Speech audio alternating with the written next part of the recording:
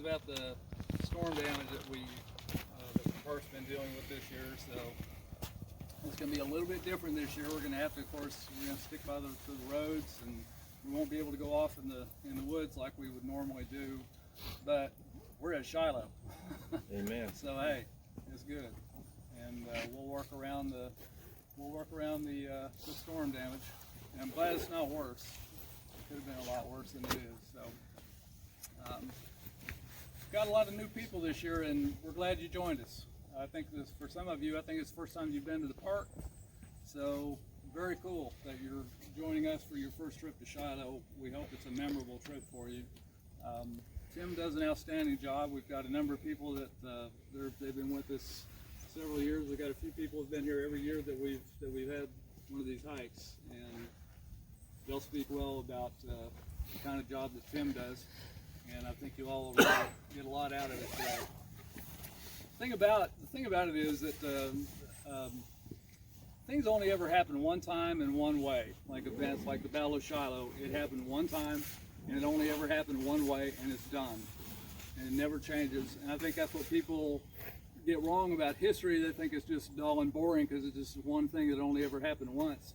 The thing about it that changes, though, is our understanding of it and our knowledge about it. It's constantly changing. We're always learning new things, and it's kind of like it happens more than once because we learn new things about it. And so that's why history is such a neat thing, and it's why it's so important, and it's why we have to always try and understand it. That's why what Tim does is so good, because he's always increasing our knowledge, increasing our understanding, so we go around and we pick up new information, and it gets more meaning, and it becomes more personal to us. So that's what we're going to get today. So that's enough yabbering for me. We'll introduce our hike leader. So folks, give a nice warm welcome to Dr. Tim Smith. Thank you, Perry. I'm going to stand over here. I take the Josie Wells philosophy of everything and have you looking into the sun instead of me. Welcome to Shiloh. It's I don't know if anything this morning's a warm welcome or not, but it's a little chilly. But I think we've had chillier before. We've had warmer before, but I don't think we could ask for a prettier day. I don't see a cloud in the sky up there. So welcome to Shiloh. How many of you this is your first hike with us? Okay, wow, good group. How many of you this is your first time to Shiloh? Anybody? Okay, one. That's our Chicago contingent here.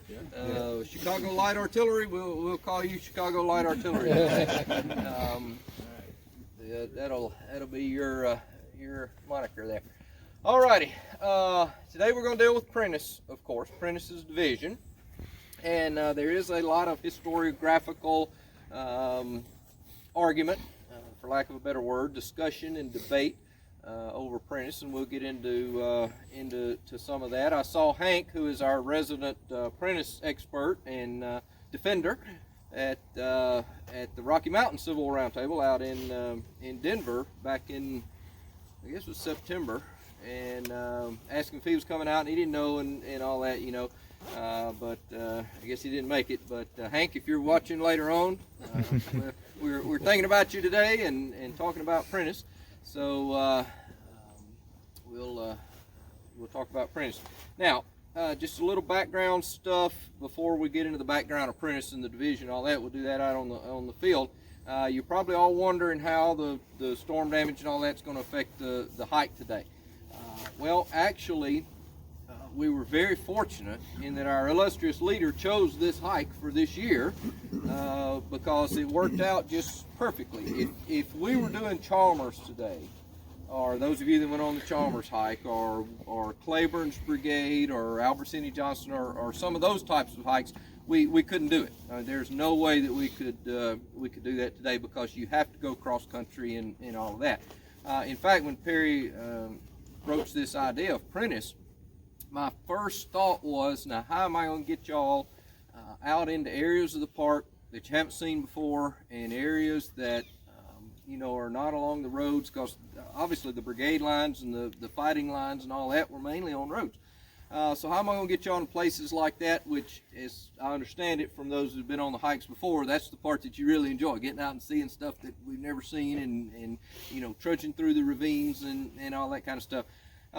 So in actuality, we didn't have to really change the route that much, because there wasn't going to be a whole lot of that anyway. I was going to carry you through, for instance, starting out right now, I was going to carry you through the woods by Sherman's headquarters and then over to Prentiss's headquarters and so on through the woods, but that was just more or less to get us there.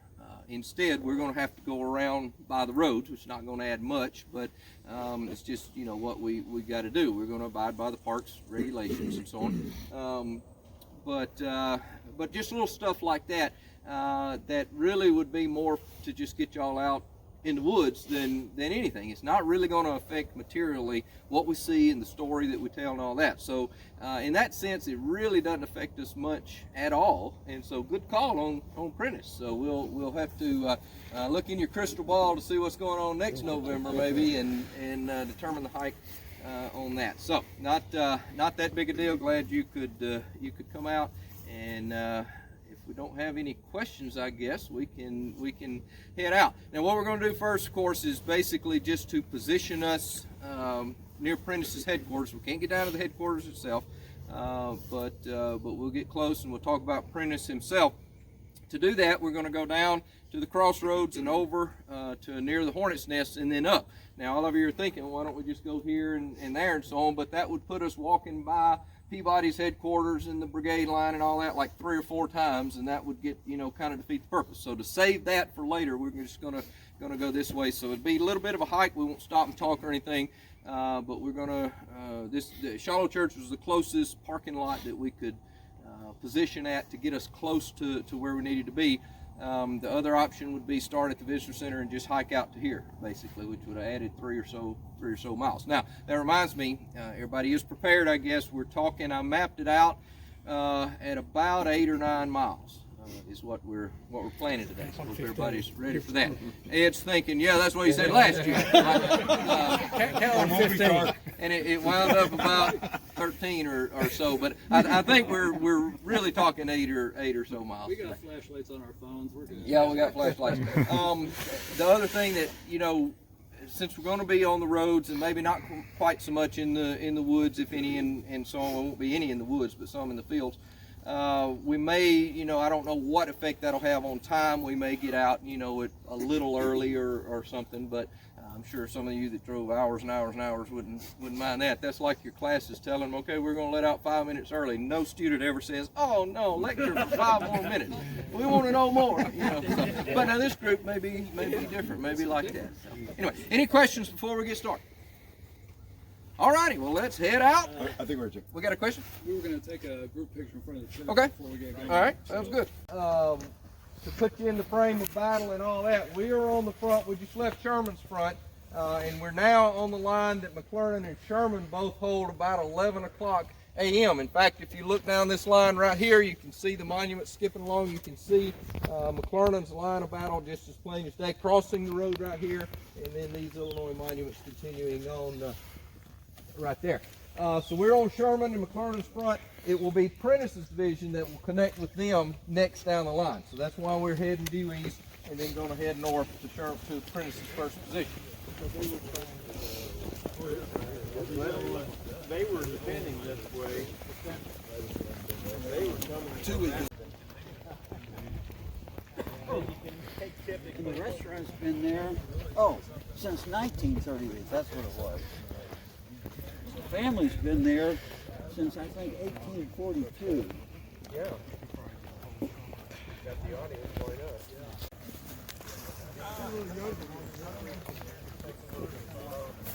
All right, that was our Right. What do we get for bringing up the rear? A lot of towns have those, except for the tabs. Chicago has one. At least it was in the back.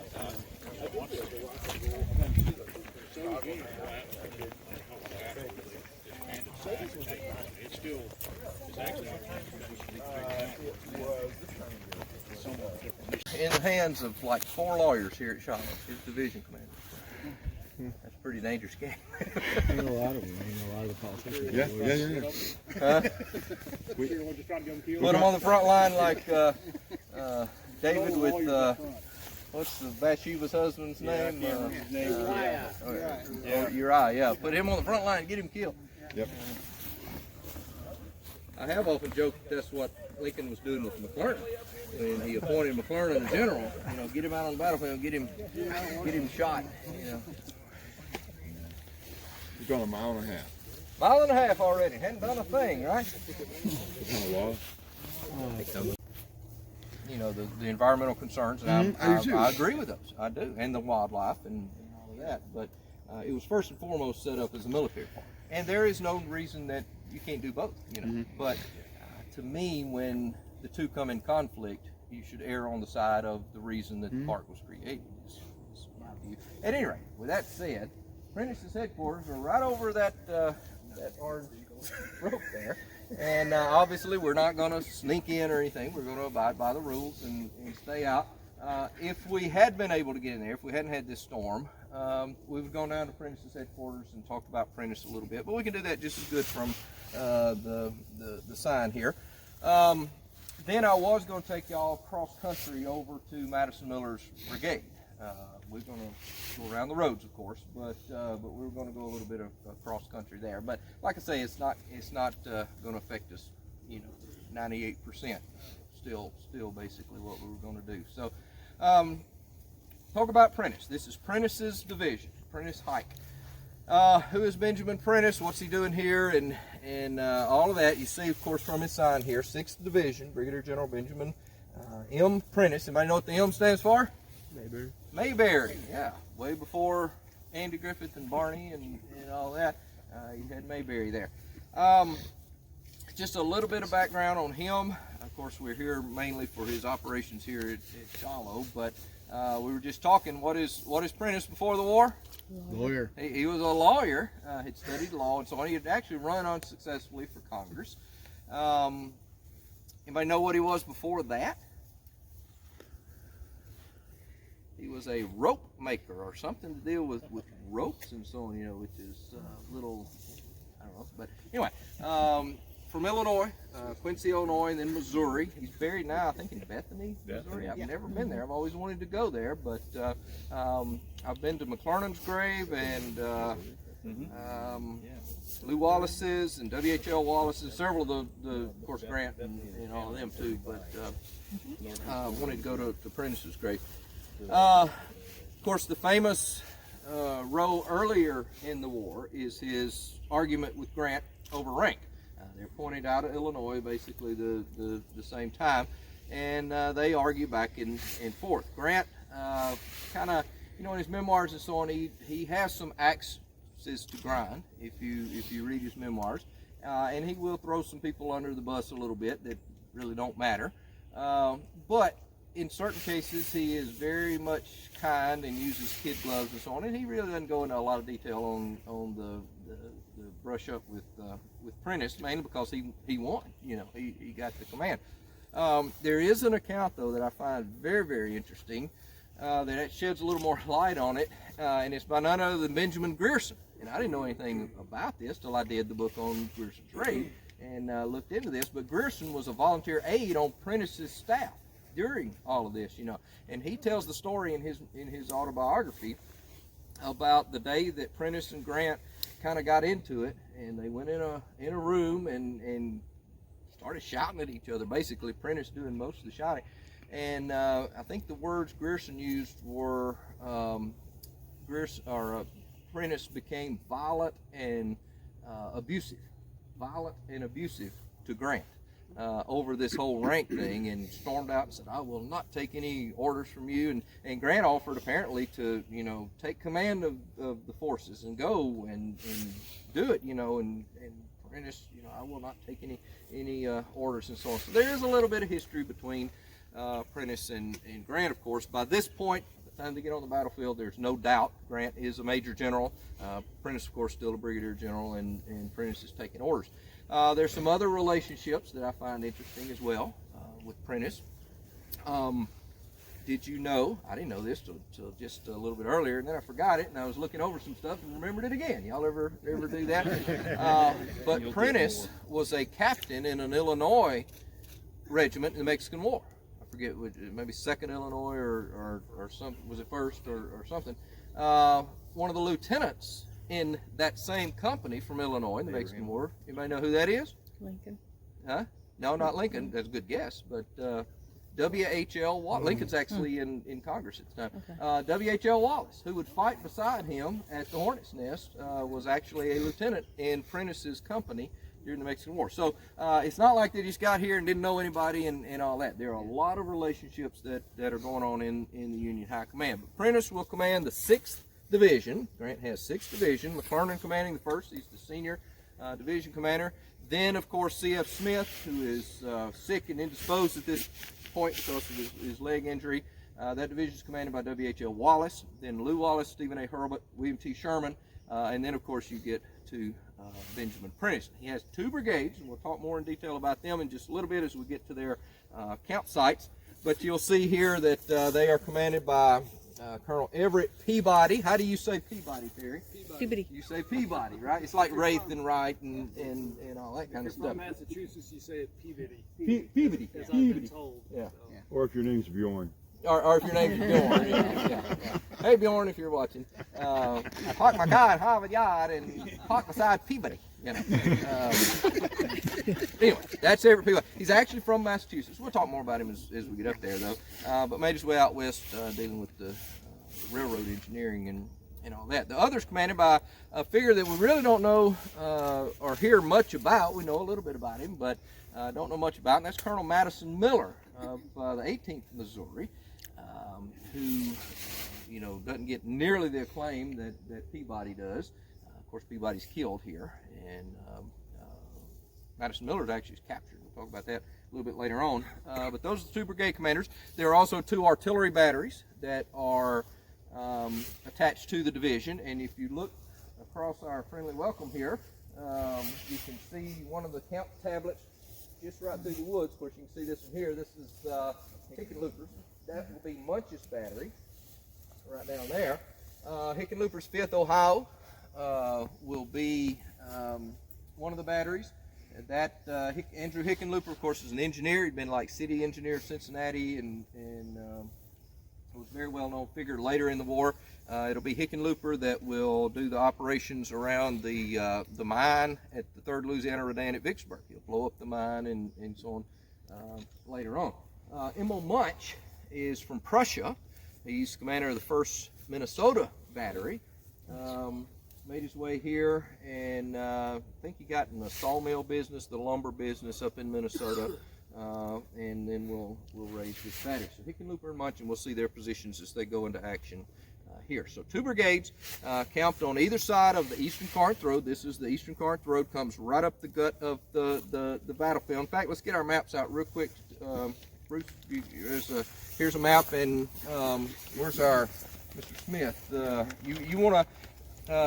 This is pretty wet. I hate to mess your map up. We'll just do with this one until it gets dry.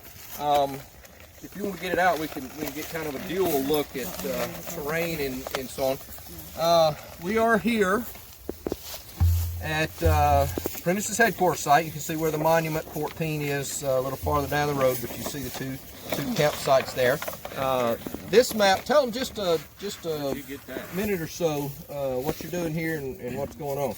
Well, I'm helping to design a war game with a company, well-known company in the war game business, and it's on Shiloh. They're redoing a game that was done about 79, somewhere around there. So this is the map that they've developed, and you can see the terrain. Brown is higher ground, and this is Owl Creek here, I think, and Prentiss is Spain Field or whatever. Yeah, we are right about here. That's Prentiss's headquarters right there. Spain Field is just to the south. So, well, very good. As you can tell, this ain't just a let's throw this thing together type of thing. It's that's a very detailed map. I would say rivals the VARS base map and the maps that they sell at the visitor center and all of that. So we were buying the game just for the map. Yeah, the game will probably be around $80. They have little cardboard units, and you see they got hexes here. So each hex, and when you move, depending on the terrain, it costs you different. And they have rules for combat and all that stuff. It's really pretty. You can 40-page rule book, so you have to dig in pretty deep. Pretty interesting stuff. All right. Well, very good. If you look at the battlefield, you can see it a little bit on this trailhead map with the topographical lines and so on, but you can see it even better here. This light green kind of is the high ground. Darker green, brown of course is the highest ground, but then you get into this lighter green in the middle, and the darkest green of course is the lowest ground across the river and all that. So if you look, you've got kind of a widespread area up here of fairly high ground, higher than the creek bottoms and so on. Then it narrows, and if you've all read Shiloh, Conqueror Parish, I talk about the hourglass effect. It narrows in between Dill Branch and Tillman Branch, and then it widens out again to a larger lower part of this hourglass, the lower globe, if you will. And there, on this lower half, is basically where the battle will be fought on both days. That, of course, is where also Prentiss camps and where Prentiss will do the majority of his fighting. But you will see the Eastern Corinth Road. This is the main Corinth Road coming out of Pittsburgh Landing. We'll branch off the main Corinth Road that goes over near Shiloh Church, where we just were, and goes down the center, basically, of the lower half of the hourglass on the high ground. So if you look here, you can look in any direction, and it's fairly level out here. This will be an issue for Prentiss, of course. Just on the highest levels. We'll talk about this in relation to the brigades in just a little bit, but basically what the battlefield, in just the most elementary of terms, will do, if you draw the line something like this, everything on that side slopes that direction and goes into Owl Creek. Everything on this side slopes this direction and goes either into Lick Creek or the Tennessee River. So we're sitting on what I call the Shiloh Divide, which there are no major watersheds that will provide an easy defense or a boost to your defense, such as Locust Grove or Spain Branch over here, and Shiloh Branch. You can see Shiloh Branch over here. We've got a gap in the middle here, and of course that's where the major success is going to come for the Confederate movement. Also happens to be where Prentiss's division is deployed, and he takes the brunt basically of that. So terrain is going to play a key feature. We'll see more of that as we move forward. So 2 brigades. Prentiss is in his headquarters the morning of April the 6th, and we'll get more into Prentiss with Peabody and all of that a little bit later. But he's in his headquarters around that morning, hears the firing, knows something is going on, and very quickly begins to ride to Madison Miller, telling him to get his brigade up and going. Of course, rides to Peabody and has the words with him as well. So Prentiss begins the morning and really doesn't stop until late that afternoon, when things don't turn out too well for him. And we'll get to that, of course, later on as well. Any questions on Prentiss from his headquarters here? Let's go up and bring some of the brigades to the field. We'll look at some of their campsites and bring them to the field. We won't get this out every time. That's a lot of trouble. That's all right. This in and out. It's a nice map. It's really beautiful. Very, very nice map. That's why I brought it. I Extremely hope you nice can, hope you get it out each time you want. Well, Yeah, it's not a problem. Is one of those included in the $30 Mike feed it? No, it's going to be extra, and you can see me about that. Okay. Somebody wants to get it in back to Prentiss headquarters, I pulled it up here. Oh, you got a picture of it? Yeah. That the patrol that went out in that was not to bring on any kind of engagement about what. Not necessarily. Halleck had issued those orders to St. Louis, and they came down with chain of command to Grant. Grant issued them to his divisions in the north, and that's why Prentiss don't go bringing on an engagement. Yeah, we'll talk about all of this. Okay. Yeah, you're exactly right. You're on the right track.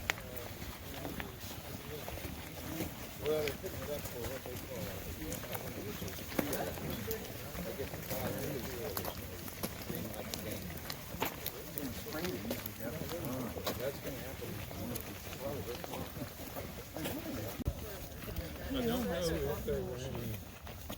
LSU did by 3.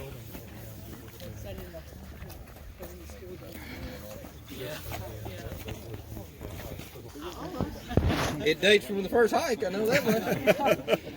All right, we've pre-positioned Mona's vehicle here because Mona has lunch. So Mona, if you want to go ahead and get lunch, this is the midpoint of our hike. Hope you've enjoyed it so far. We're going to maneuver around and mess around and come back here for lunch a little bit later on. So let's go to Spain Field. Let's see the campsites of Madison Miller's today. I don't know, man. I'll have to see. I'll be right back to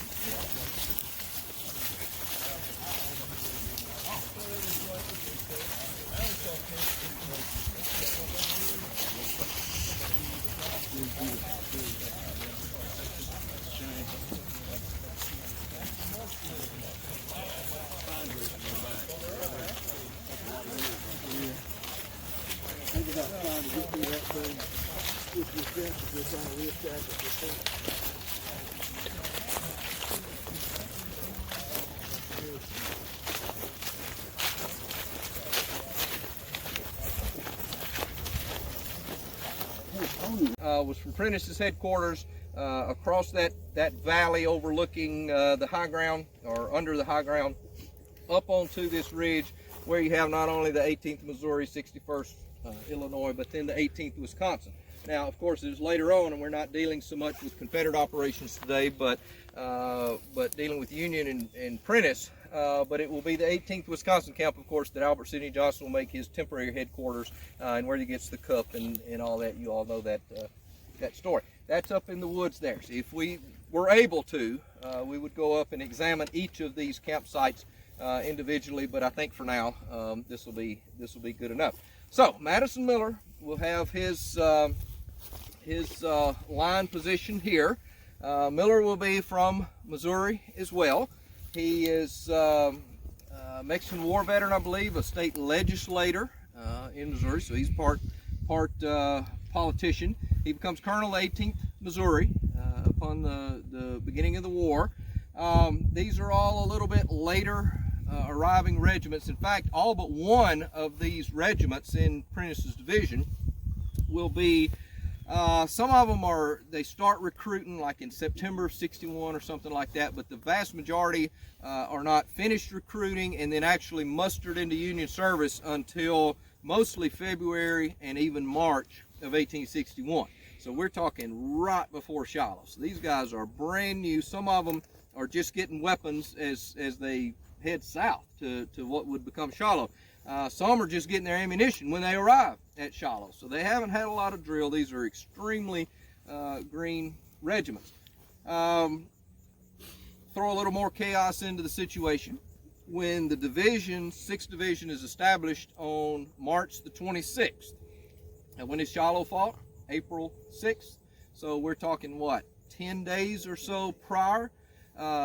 You're Madison Miller and you show up here with your 18th Missouri, and all of a sudden they say, okay, we're going to throw the 61st Illinois, Jacob Fry's regiment. Jacob Fry is like, I don't know, 68 or so years old. There's nothing wrong with 68 years old. Some of you may be. I don't know how old you are. Not gonna ask. None of my business. But that's probably a little past the prime for being a military officer. You know, you don't see just a whole lot of guys this old being commanders. Although Jesse Hildebrand is like 70 years old. He's been a sheriff in Ohio and so on. So there were some senior citizens, we'll say, that are in command here. But Jacob Fry's an older fella. And then, of course, you get the 18th Wisconsin thrown in. That's who's the colonel? Albin, I believe. Jesse Albin is the commander there. The brigade is made up of only 3 regiments. There is a 4th on the way that actually landed at Pittsburgh Landing the night before, but just stayed on their ship and said, okay, we're gonna their steamboat, we're gonna march out the next morning. That is the 16th Iowa, which never will make it out here. 15th and 16th Iowa go into action out at Jones Field. So there's supposed to be 4 regiments. In fact, I believe they turn in their morning report to Madison Miller the next morning or something. So they're officially part of this brigade. Peabody has 4 regiments. Madison Miller will have 4 regiments. Now, speaking of extra regiments that don't arrive, there are a group of other regiments that are actually supposed to conform and form into a 3rd brigade for Prentiss, which there is no other division here at Shiloh that has only 2 brigades. How many does Sherman have? He has 4 brigades. One is detached down on Lick Creek, though. McClernand, W.H.L. Wallace, all of those have 3 brigades, Hurlbut and so on. Prentiss is the only one that has 2, but there is a 3rd brigade that's supposed to be in the making, and in fact most of those regiments are already here as well. The 15th Michigan, Colonel Oliver, John Oliver, will actually begin the process of moving forward. They will show up out here actually when the fighting gets started, and when we come back we're going to do the reconnoitering party and do it in chronological order, but when we come back here we'll talk about them. The 15th Iowa, that doesn't make it out here, goes to Jonesville as well, is supposed to be part of this brigade, as well as Colonel Tyndall's, J.T. Tyndall I believe, 23rd Missouri, and they won't make it out here. They will actually join Prentiss at his next position farther to the north. So those are at least 3 regiments that are supposed to make up a new brigade, which would have camped farther to the east. Now, if you look at the topography and the brigade layouts and all that kind of stuff, astride the Eastern Corinth Road, of course, is Peabody and Miller. West of Peabody, you have about a 1/4 mile gap between Sherman's division and Prentiss's division. That's filled with an artillery or a cavalry unit, the 4th Illinois Cavalry, back in what is today Lost Field. There's a bigger gap, and much more concerning gap, which will actually play a role in the battle later on, east of Madison Miller's brigade. There's about a 1/2 mile gap between the 18th Wisconsin and the next unit down the line. That's David Stewart's brigade of Sherman's headquarters. So that 1/2 mile gap or so is where this 3rd brigade of Prentiss's division would have gone. I haven't looked. I need to do that sometime. It would be interesting to see who the senior colonel would have been in the 15th Iowa. Who's colonel of 15th Iowa? Was that Chambers, Alexander Chambers? Chambers 16th. So Hugh T. Reed would have been the 15th. Colonel Tyndall of the 23rd Missouri, and Oliver. Each of those, well, Tyndall doesn't. Tyndall's killed here. But the other 2 go on to command brigades later in the war. Oliver at Corinth. This Oliver at Corinth that tries to stop Van Dorn as he's moving in on the Chihuahua Road there.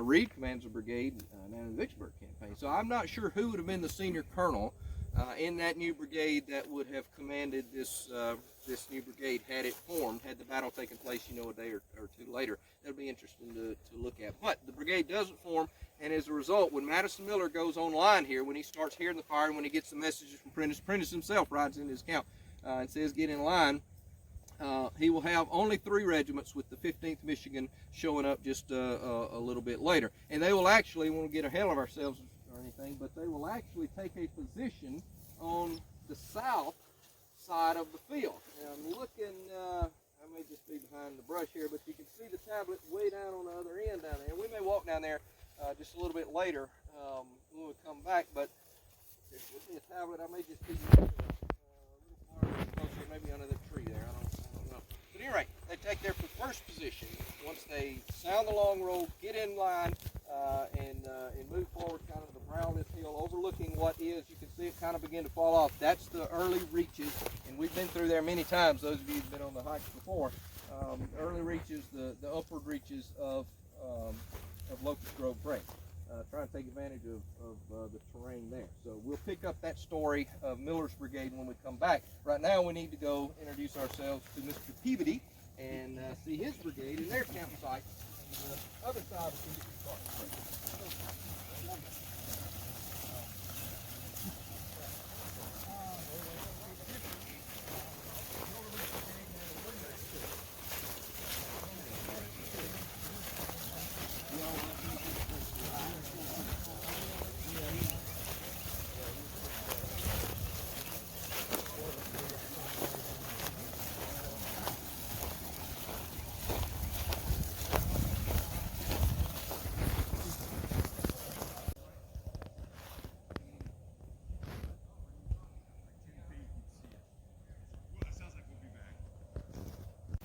Of forces, and the more regiments that start to come in, because Halleck basically in St. Louis is getting some pretty cold feet. He's allowed Grant and Foote to make this movement on Fort Henry and Fort Donelson, and once he did it, he starts having second thoughts and getting scared and saying, "Oh my, what if they mess up? We better send everything we got down there." So they continually pouring regiments in. Same thing when they get this far south.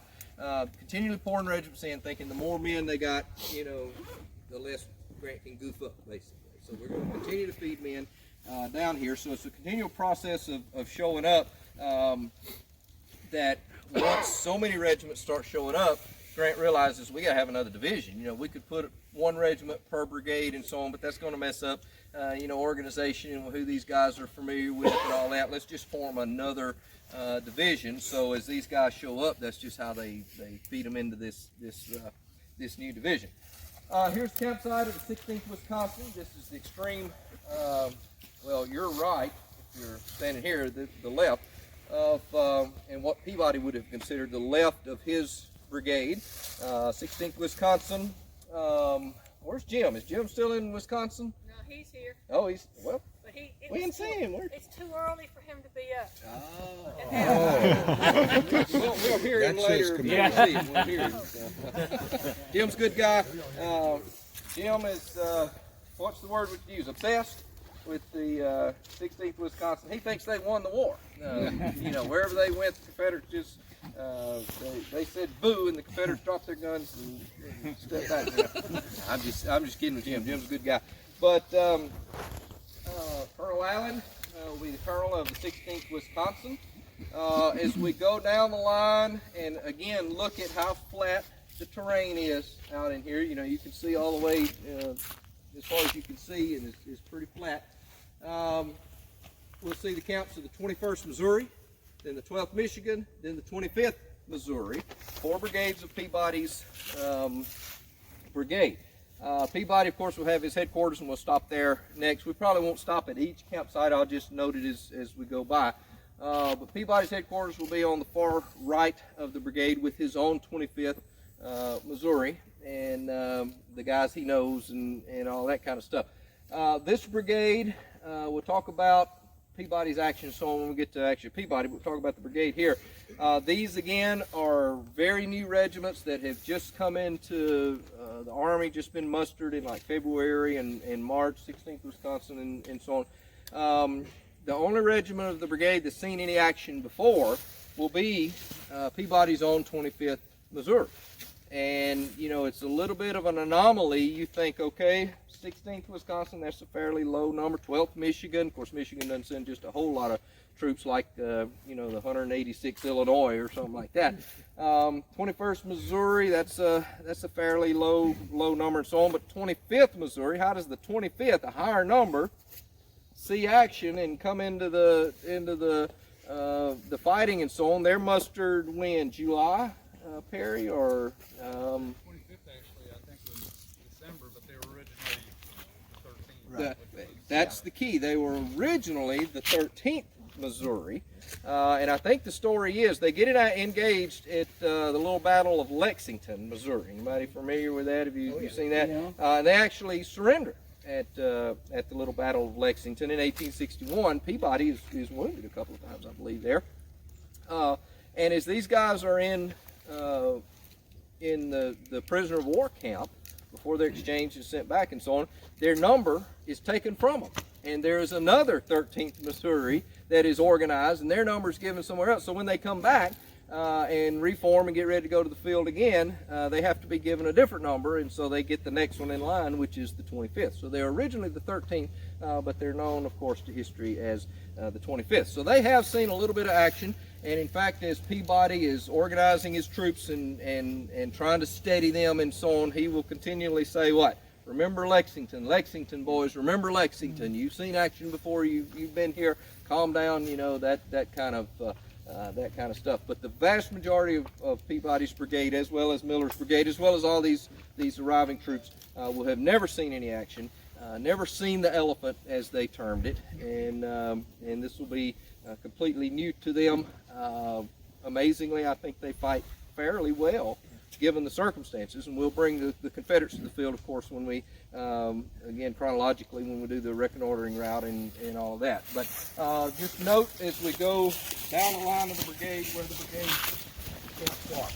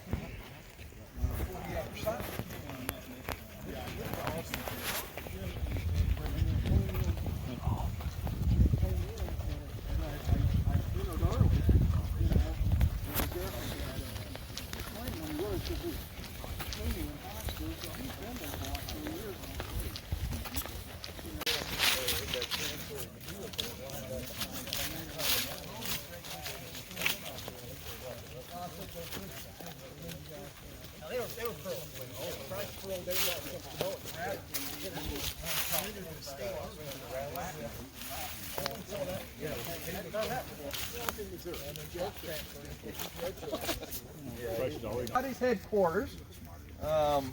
Perry, do we need to sing Kumbaya or say Om or anything like that? Just bow down. If Hank is a Prentiss guy, and Jim is a 16th Wisconsin guy, then Perry is a Peabody guy, right? Is that fair to say? This is your guy.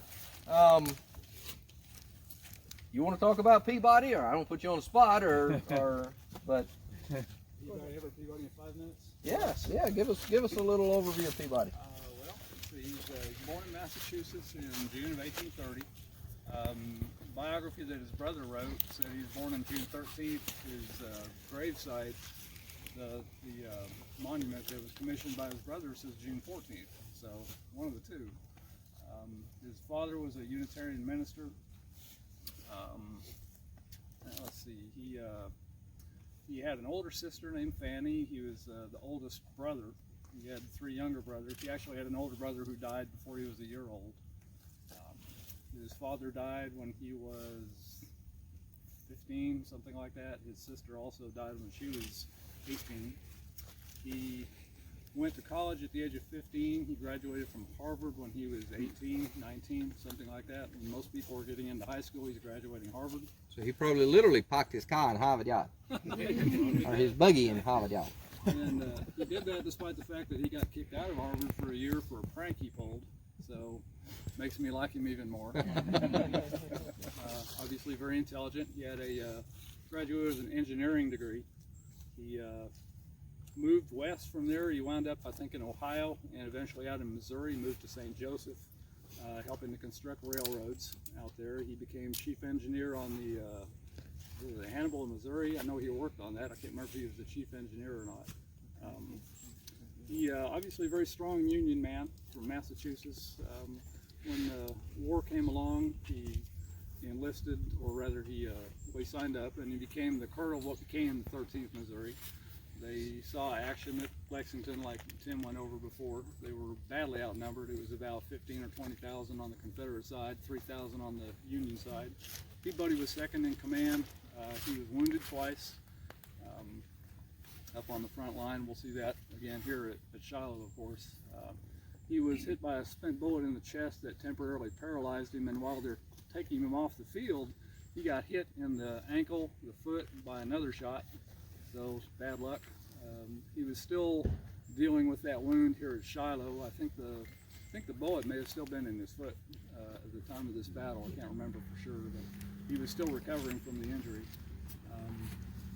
He was married, I believe, in 1858 to a St. Joseph lady. They had a daughter named Helen who grew up to be a pretty accomplished painter. She'd moved to Europe, and that's where she wound up passing away in the early 20th century.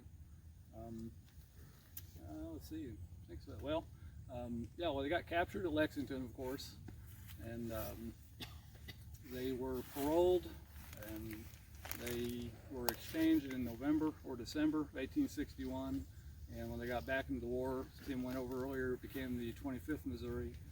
And they were stationed in Missouri at St. Louis until March, when they were assigned to Grant's River Campaign, and they arrived down here March 25th, March 26th. Peabody's assigned to Prentiss's division, and being he's a senior colonel, he became the commander of the 1st Brigade in Prentiss's division. So, and there we are. He's 31 at the time of the battle. So. And you see his headquarters monument right here, denoted by the star.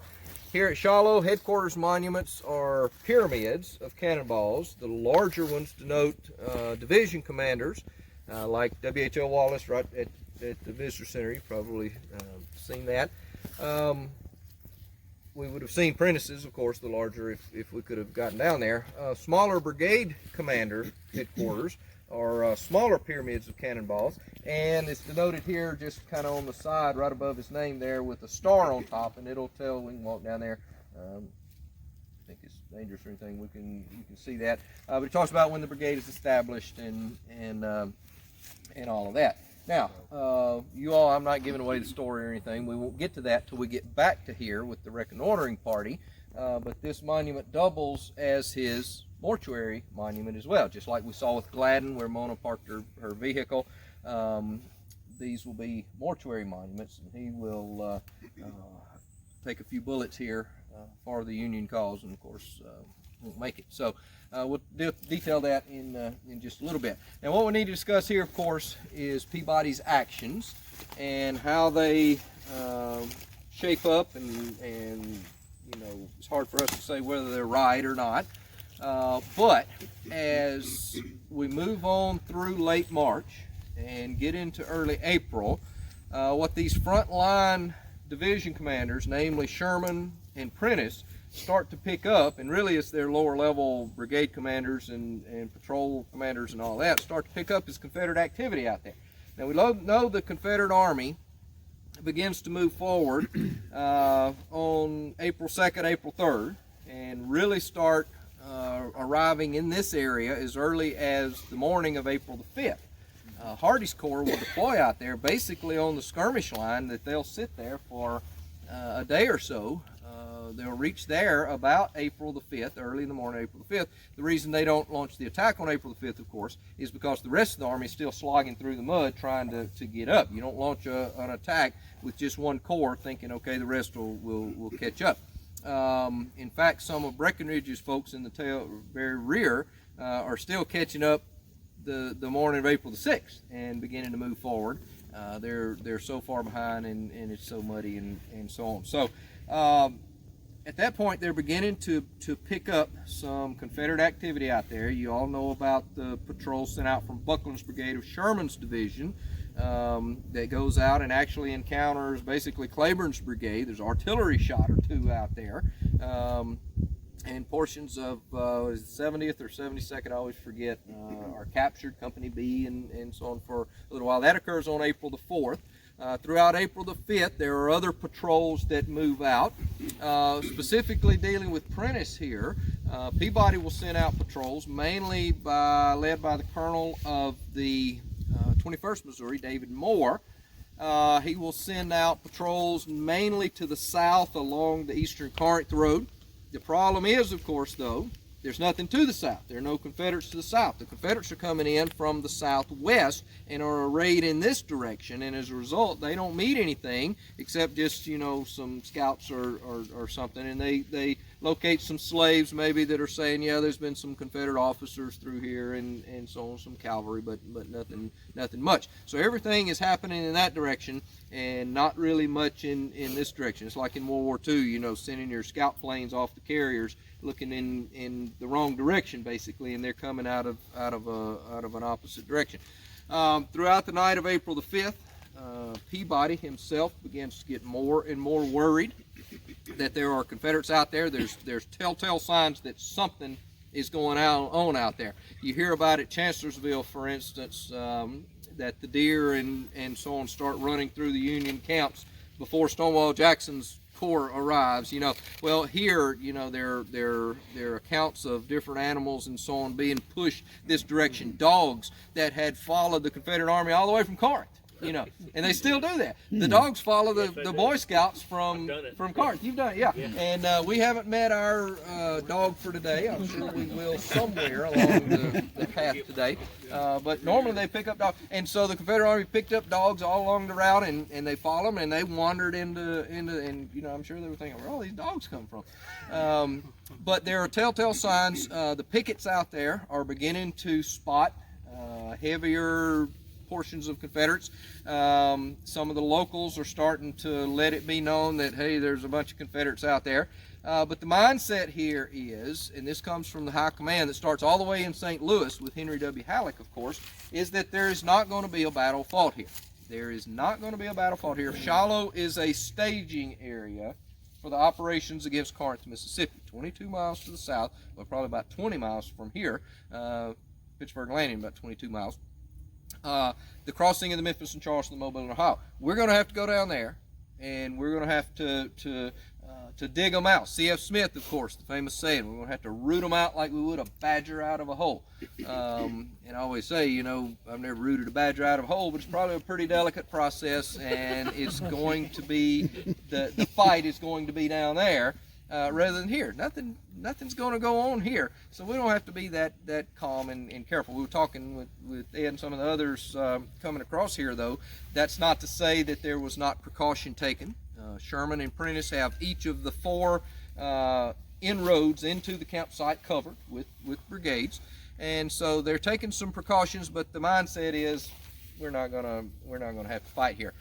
Even more and above that, there are positive orders not to fight here, coming down from Halleck to Grant, from Grant to his division commanders, including Prentiss and Sherman, who are saying, do not bring on an engagement. Don't, you know, they're not coming out of their fortifications at Corinth in large numbers probably, and in small numbers, you don't go out picking a fight with even them. We don't pick a fight. We don't get into anything going on until everything is ready, and by everything is ready, what does Halleck mean? Buell gets here, as well as one other very important entity. Who? Well, Wallace is watching at Crump's Landing. There are no orders right now to bring Wallace down, but the idea is eventually, you know, he'll join the movement toward Corinth and so on. But who specifically? All right, well, Pope will come in a little bit later as well. There you go, till Halleck himself gets here. He does not trust Grant. Don't want Grant to lead any kind of operation. Thinks he's a loose cannon and all that kind of stuff. And as a result, he doesn't want any fighting, any operations taking place until reinforcements come, and specifically till he gets down here and he can direct the operations against Corinth. So we're basically in a waiting game. So that filters down to the Army, and you've got this double mindset that they're not coming up here anyway, and we're not supposed to be picking a fight. So we just sit around and pick flowers and drill and play around and enjoy the nice spring weather and all that kind of stuff. We're not going to fight a battle here. Well, not everybody is so convinced. The 2 division commanders on the front line obviously are. Sherman, there's a little more to it to Sherman, obviously. He knows there are Confederates scouting out there. His pickets have run into him, buckling on the 4th, obviously. But Sherman does not... he gets all this information, but he doesn't process it right because his mindset is so, you know, in a different direction. Have you ever heard somebody talking to you and they're telling you something, but your mind is made up and you're not hearing what you're only hearing what you want to hear, kind of thing? Or maybe better example is you're talking to somebody else and you're trying to tell them something, but they will not hear it because their mind is made up and they're only going to believe what they made up their mind, even subconsciously or something. Does it remind you of politics today? It doesn't matter whether you're Democrat or Republican, but they are absolutely talking past each other and only hearing what they absolutely want to hear and what they want to believe. And the truth probably lies somewhere in the middle, and both sides are getting it wrong, I would guess. But it's a big mess. But that's what's going on basically with the armies here.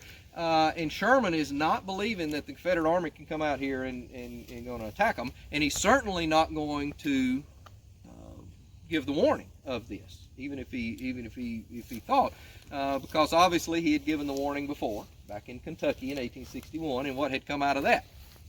He'd been labeled as crazy and insane, and he's not going down that road again. He's not crying wolf again, and get him into trouble. Prentiss, we know a little bit less about his major mindset and so on, but he falls into basically the same category that we're not going to go start anything, that the Confederates aren't coming up here. Very, very similar to Sherman's mindset. Enter Peabody. Peabody is not so convinced. He's got a little more hands-on area out here, and his commanders more and so on are coming back and saying there's something out there, there's something going on. And so over the course of the afternoon of April the 5th, and particularly the night of April the 5th and the early morning of April the 6th, Peabody will actually send out a couple of patrols. And we always hear about the major patrol that we're going to follow and so on, but there are patrols before that. The afternoon of the 5th, I believe, they go out like a couple of miles or so and don't find anything. And then Moore actually leads a patrol, I believe, or is it Powell? One of them leads like a midnight patrol farther forward and doesn't find anything. And Peabody is just stewing, and I can almost just see him, just he sleeps none that night. He's so worked up about this, afraid we're going to be attacked the next morning, and he's just pacing around camp. Actually has a premonition of death. I'm not gonna live through this, but we have to do something. And it is the fateful decision, of course, that he will send this patrol out under one of his officers in the 25th Missouri that he trusts, James Powell, Major Powell, who's a regular Army officer, who knows what to do and all of that. Actually, Powell has his son here with him, his young son, like, 12 years old or something like that, who by all accounts is kind of the mascot of the regiment, and everybody likes the little boy and so on. But Powell leads this major patrol about 3 a.m.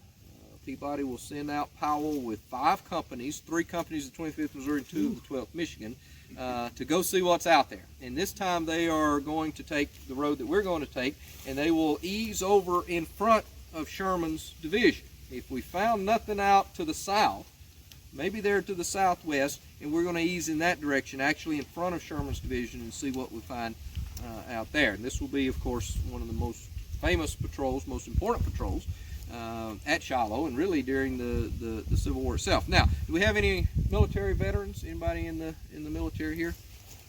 We got one right here. Okay. What Air Force? Army Artillery. Army Artillery. Okay, I didn't know whether that was Air Force. Air Force. Okay, yeah, Air Force. I don't guess the Air Force sent out many patrols. I guess you could in planes and so on, reconnoitering and so on. But Army, I guess artillery probably is not in the patrol business either. No, we're but 20 miles behind the line. What's the average patrol today? In today's military, if you're going to send out a patrol, what's it going to be? It'd be a squad. Yeah, 8 or 10 men? Right, a dozen would be max. Yeah, max. This was about 400 men on a patrol. Pretty hefty patrol, that Peabody sends out, and Major Powell will lead it forward, and we'll talk about it as we go forward. We're going to follow it all the way to Fraley Field and detail the action of Peabody's patrol here, and then actually follow it back and pick up the fighting here in Peabody's camps. So a lot of things going on. Do we send out the patrol? Do we not? Well, technically Peabody is acting contrary to orders, right? He's been ordered not to pick a fight and not to do all of this. In fact, Prentiss, when the battle gets started the next morning, Prentiss will ride to Peabody and scold him, and paraphrasing, basically say, "I will hold you personally responsible for bringing on this battle. It is your fault, Peabody." I'm sure he called him Peabody, but this is all your fault. And Peabody said, "Well, I stand behind my actions, and I think you'll find that I was correct when all is said and done." But we'll get to all that. Now, the question is, of course, when I would do staff rides and so on, one of the major stops with the military, one of the major stops would be here dealing with Peabody, and we would talk about leadership and all of that, and sometimes just to get their views of things, and it was really interesting. If I told you all about staff rides and all that, a lot of you are new, you don't know, but this was when I was at the park. It was like 2003, 2004, 2005, the heyday of the Iraq stuff. And most of these guys coming in or out were either just back from Iraq or either going to Iraq. And to hear their conversations and to think what they are doing and all that, it was really amazing. Some of them would actually parachute in. 101st Airborne would parachute in to the sod farm over here. You can't parachute into the park. Too many little orange stripes across the trail. You can't do that, but not regulations and so on. But they would parachute in, and then we'd do the staff ride. And I would ask them sometimes, what about Prentiss or Peabody? Did he do right? Did he do wrong? Are you supposed to disobey your commander's orders sometimes if you know better and all that? And it's one of those situations that it's like stealing third with don't make the first or third out at third. Don't you better make it if you're gonna try.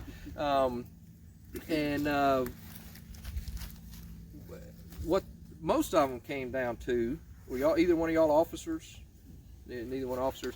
When you as an enlisted person take an oath, what do you take the oath to do? Defend the Constitution. Defend the Constitution, uphold the Constitution, obey the orders of your superiors, right? Absolutely. Apparently, the officer oath does not include the obey, and this is what I've been told from military officers. These are like colonels and generals and stuff. Does not include the obey your every the jot and tittle of every officer's command and all that, given some leeway and so on. So a lot of them would talk about Peabody had a little bit of leeway here, or should have, in terms of he could see something that the higher ups couldn't, and he made a critical decision. And we'll talk about the criticalness of that decision as we go forward. Any questions here at Peabody's headquarters? Well, 400 men was a little bit on the. Well, you could have done that a whole lot less. well, you probably could, but you don't know what you're going to find, and you could get into the whole skirmisher thing. Say you locate Confederate pickets. There are Confederates out there. We've been running into their skirmishers and their pickets and so on. What are skirmishers for? What role do they play in the Civil War? They are there to give warning in case something is coming at you, and also to do what? Delay them? To slow down the enemy, to screen the enemy. So if what good really is it going to do for Peabody to send out a patrol to find more scouts out there? To find out what's behind those scouts, you're going to have a little muscle, and you're going to need the 400 men or so to do that. So that's probably why it was a little more muscular than maybe we would think was warranted. Well, didn't they have a firefight for about an hour out there? At Fraley Field, yeah. We're going to go see that. We're going to go see that next. I heard Stacey Allen one time refer to it as a combat patrol as opposed to a reconnaissance patrol, because he was thinking Peabody sent it out for the express purpose of starting a fight, create a lot of racket, warn the rest of the army. That's getting into the head of It is somebody who's dead, and we really don't know. But I mean, it sounds logical. That's my belief. Yeah. Well, So yeah, you're a Peabody guy, so I am. I bet Hank would differ with you. I don't know. I don't know about that. We get over to Prentiss. We can Hank. If this was live, we could pitch black. If you're a Peabody guy, what were you on? Does that make you Sherman?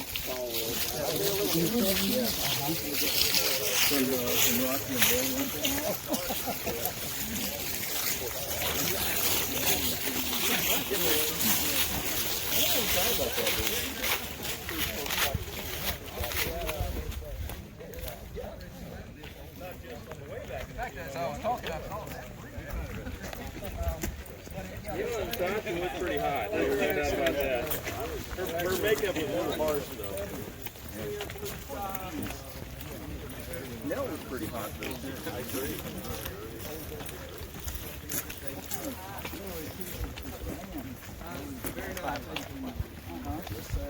Pick you up on where we are with the skirmish party. Peabody's patrol, probably about out in this area, about a half a mile forward or so. Major Powell will run across the pickets.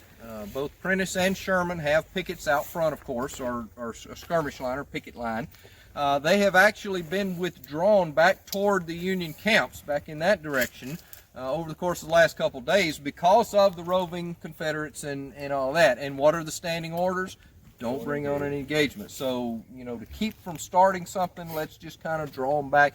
So they're no more than about a half a mile or so in front of the Union camps, which is not giving, you know, much warning for anything approaching the camp. So somewhere probably out in this area, maybe, you know, if I was on picket duty out here, I'd want to be on top of that ridge back there, but somewhere out here, they will cross the pickets as they have veered across a little bit, and the road maybe doesn't veer just like it did then, but we're kind of angling a little bit. I don't know if you can tell it from where Peabody's camp was, but eventually they get across, and the pickets of Sherman's division that morning are from the 77th Ohio, and they will go through that picket line. There's a little bit of miscommunication. You know, they have the challenge and the counter challenge, and, you know, the passwords and all that kind of stuff. And so they get through the picket line, and Major Powell makes the comment that we're going out to catch some rebs for breakfast. So they're going to catch a few, all right, a little bit more than they probably expect. But again, imagine yourself, you know, pitch black dark, and who was it asked about, you know, were they in column or what? The best we can understand, there are 3 columns of troops, one on the road, one on each side of the road. And again, it's pitch black dark. It's you're moving through the woods and so on. And once you start doing some veering or curving or turning or whatever, you run the risk of running into each other. And, you know, we're out in front of the Union pickets now. There is nobody else out there but the enemy if they are out there. So, you know, we run into somebody, shoot, you know, unless you can stop before you really figure out who it is and all that kind of stuff. They run the risk of friendly fire. There's almost some friendly fire that occurs. In fact, by the time Powell gets to the Corinth Road, he figures out, all right, we got to stop this and wait for some daylight, because we're going to get somebody shot, friendly fire and all that, and that's not what we're out here to do. So he will wisely stop and wait for the sunrise. The pickets of Prentiss' division at this point are manned by the 16th Wisconsin, headed by a captain, one of the 16th Wisconsin's captains, Edward Sachs, who we'll run into a little bit later on as well. Remember that name. So you've got the 16th Wisconsin pickets, 77th Ohio pickets that are out front. You move in front of those, and you know there is nothing out there in front of you but Confederates. So keep that in mind as we continue on.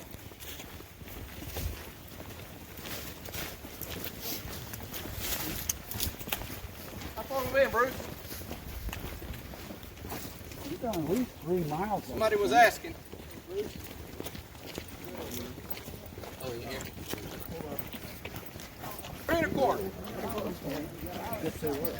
We've gone 3 1/4 miles.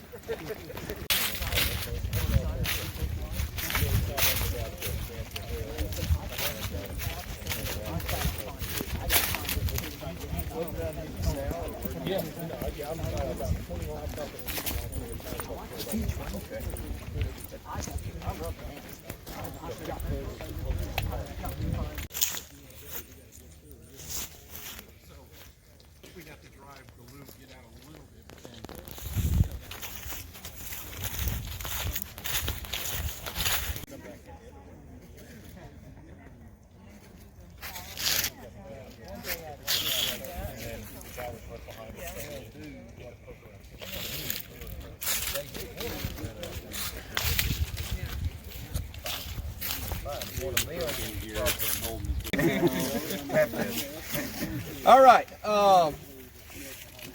Good place to get the map out and just kind of reorient you. If you'll hold that, I'll get in the middle and point. Reorient you where we are. Mess it up. Kind of fold it down a little bit. Here's Prentiss's headquarters. Here's Spain Field. We were out in Spain Field. We came across this road right here, now known as Peabody Road, of course, where the different brigade sites. And then we came out this right here. Do you see how it's kind of angling? I said it's not a straight shot. See how it kind of angles over in front of Sherman here. So you'll leave Prentiss's position in the 16th Wisconsin skirmishers and get into the 77th Ohio skirmishers over here. So we are now here at basically the intersection of this reconnoitering road, as it's known now, and the main Corinth Road. And you can see the whole trace of the main Corinth Road there. Fraley Field will be down this trail right here. It's roped off conveniently for us, so we can't actually get down there, but those of you that have been to Shiloh before, I'm sure you've been to Fraley Field. Who was the one that hadn't been to Shiloh? Chicago Light Artillery, right? There you go. You'll just have to come back and see all the... Walk in from 22. Yeah, we could do that. So this is where Powell will lead his patrol to basically this junction here. And there are some Confederate, and when you get into military terminology and so on, you got skirmishers, pickets, vedettes, all that, different types of things. Skirmishers are more for an active battle line. Pickets are more for a stationary camp situation, kind of. Vedettes are smaller parties of maybe 2 or 3 out in front of even the skirmishers or the pickets. So there's some Confederate vedettes out here, and apparently right around here is when they locate Powell's patrol coming in, kind of from the northeast. They fire 2 or 3 shots and take off on their horses. All this is in pitch black night. Then they run up on a second vedette post, and they'll fire 2 or 3 shots and take off as well. And all that put together, Powell says, all right, we're going to stick and wait for daylight to come here.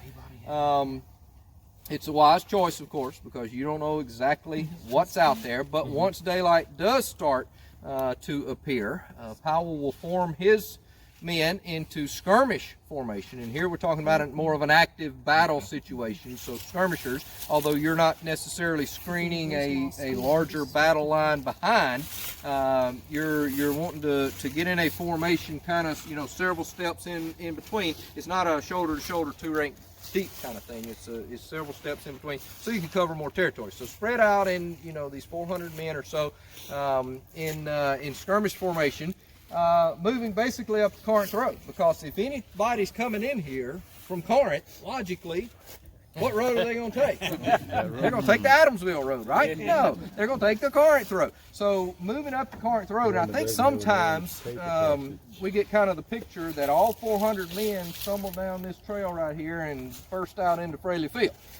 Well, that wasn't the situation. Peabody is very mindful of the Corinth Road, so he's going to spread out perpendicular through the Corinth Road, spilling out into Sayfield, spilling out into Fraley Field. It just happens to be the 25th Missouri guys out into Fraley Field. And of course, they reach that field where there are Confederates before any of the guys maybe extended out into Sayfield will see any Confederates, because the Confederate battle line at this point is angling away from them.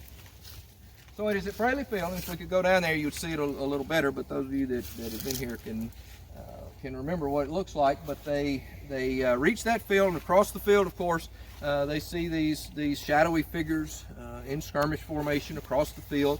That is, of course, Hardcastle's 3rd Mississippi Infantry Battalion, who are skirmishers for Sam Wood's brigade of Hardee's Corps, Army of the Mississippi. So they have located what they came out here to locate. Now the question is, what do we do about it? Do we drive forward, figure out what's there? We know there's skirmishers out there. We know we've been seeing them for the last couple of days. Do we fight them? Do we turn around and go back and say, we found more skirmishers? Peabody's going to say, go back out there and find out what's behind them. So they do open up. They fight at extreme long ranges. Of course, these guys are armed with smooth bores. that accurate range 60, 80 yards. They're shooting at like 200, 300 yards, and they're not hitting much of anybody. Very small casualties, 8 or 10 probably on each side during this probably hour firefight. And I always said, it's not important necessarily in terms of what's going to come proportionately later on when we have 23,000 casualties in the rest of the battle. But I've always joked that if you're one of those casualties out in here, it's pretty important to you. That's a big deal for you. But comparatively smaller casualties. Now, what Powell has figured out is that he cannot, these are such strong numbers that he cannot push forward to find out exactly what's behind. So he has another decision to make an hour or so later. Am I going to stay and just, let the situation run me? If you're not in control, it's going to run you, kind of thing. To go back to camp, what's going on? Well, there's some cavalry that gets around, probably Clanton's Alabama cavalry, gets around on his left flank, helps him decide to get out of here a little bit, and he'll decide, all right, this is not what we need. We don't need to get cut off from the camps and so on. So he'll start preparing to withdraw and go back to the camps. But then he looks across Fraley Field, and the Confederates are withdrawing. He said, that's interesting. We might ought to stick around a little more to see what's going on over there. Well, the call has gone out, of course, for the skirmishers to take their position in the brigade line because Hardee's starting to move forward. And so at that, moment, you get the classic scene in the old Shiloh portrait of a battle when the Confederates start rushing out of the woods and so on. Hardee begins his movement forward, and the attack is on, like 4:55 or so.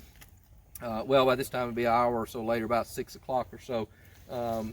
In the morning. That's when Powell realizes, all right, we got a real mess on our hands. We have done what we came here to do. That's right. We found out what that is. We figured out the Army's here. Peabody was right, and we better go tell them. Of course, wounded have been starting to filter back through Appler's camp of Sherman's division of 53rd Ohio, back to Peabody's camp as well, telling them, hey, there's really something out there. And of course, Powell began to fall back as well. He will not just hightail it back to the camps, though. He will take successive stands trying to delay the Confederate advance, and really that's the key to this whole thing. As the Confederates begin to move forward, and we'll talk about that more when we get to the actual camps, or get back to the camps.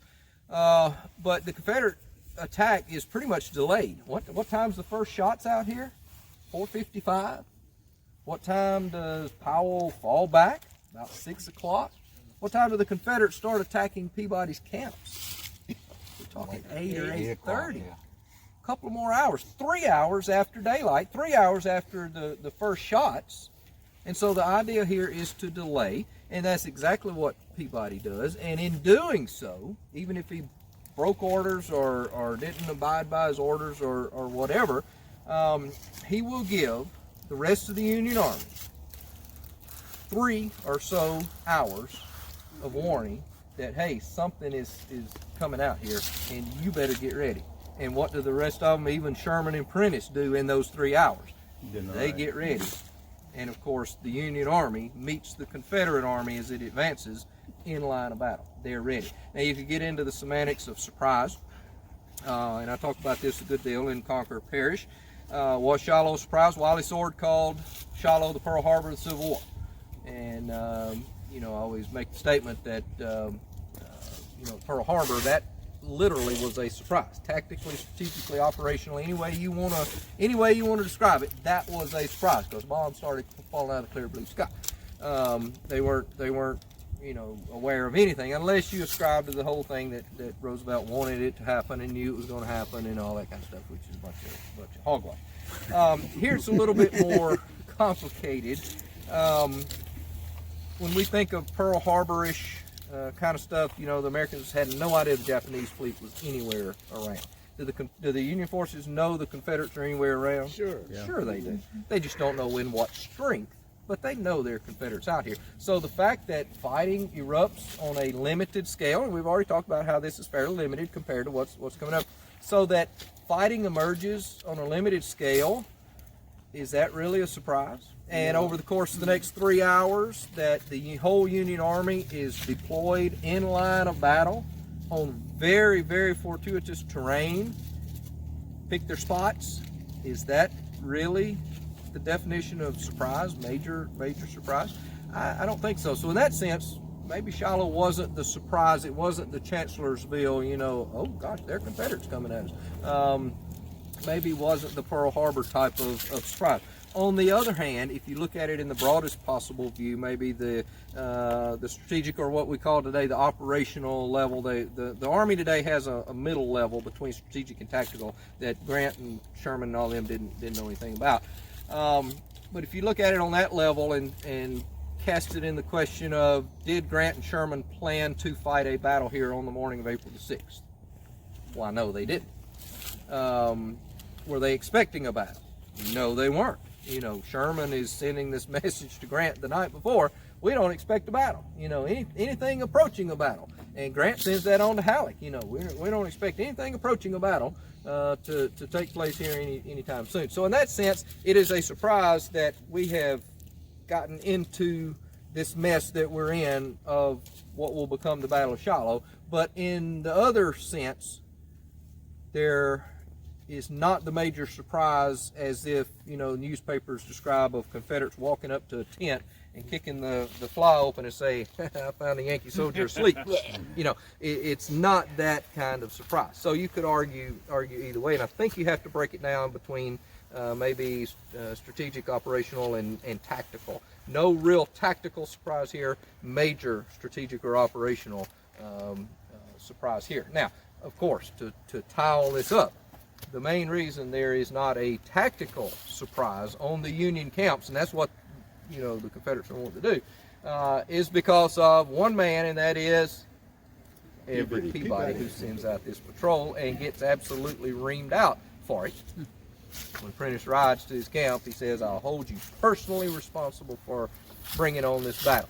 Now, the way I sum it up is, Prentiss is wrong in this, wrong to cast blame, mainly because there is a battle coming either way. Peabody is not starting it.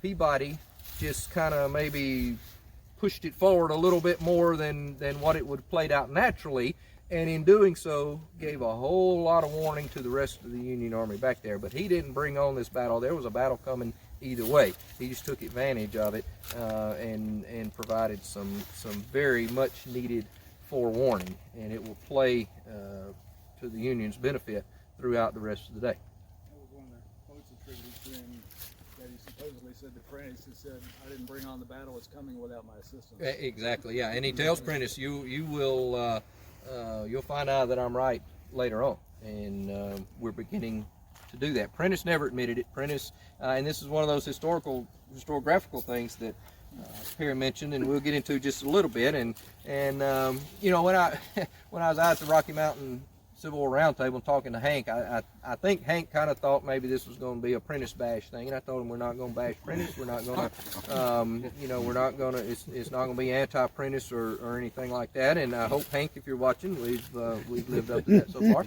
But it's kind of, it'd probably be more of a you know, of what happened and the details and maybe why and all that kind of stuff. That said, we'll bash Prentiss a little bit. No, I'm just kidding. But Prentiss.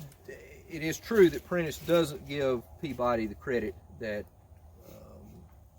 more recent historians have given Peabody, including me and several others. Prentiss never admits and never talks about how beneficial this was to the Union Army and to the rest of his division, actually.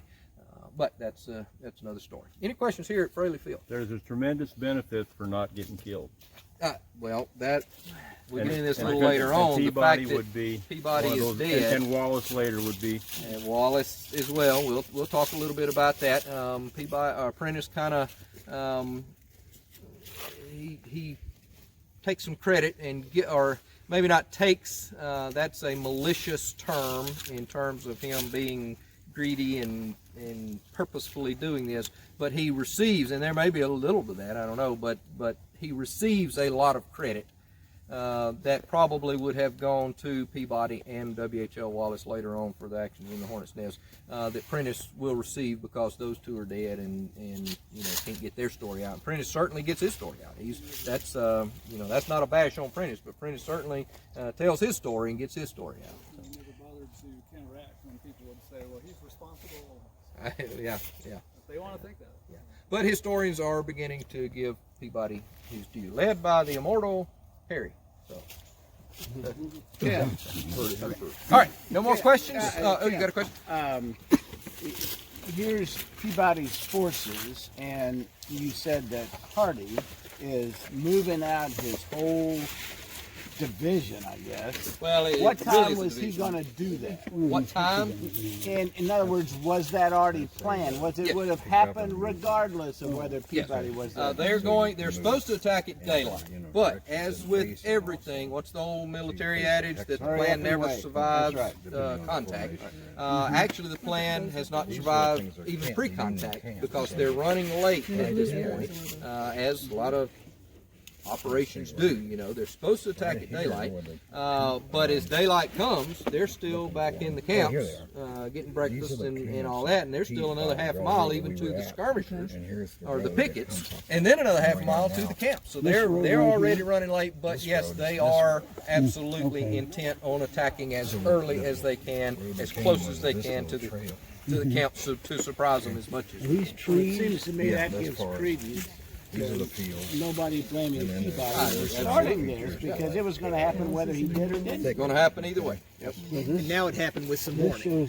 With some warning, that's the added It's key. It's incredibly important. It says this is, and most of this. All right, if you want to look around a little bit, the wayside, of course, don't. There are a couple of signs you can read over here, but we can't go past It wasn't really dense the orange line. But if you look around a little bit if you want to, then we're going to start our retreat with Major Powell.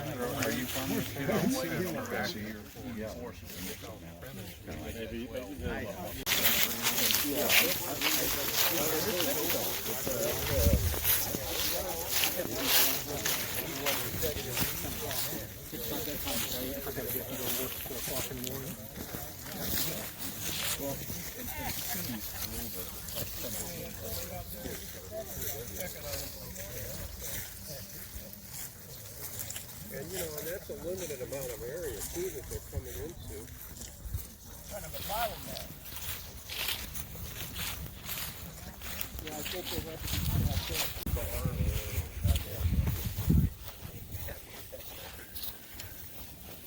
to all right. Major Powell begins to fall back. As I said, about 6 or so. Does it say on the tablet? No, it doesn't give a time. It says sunrise. Soon after sunrise. Anyway,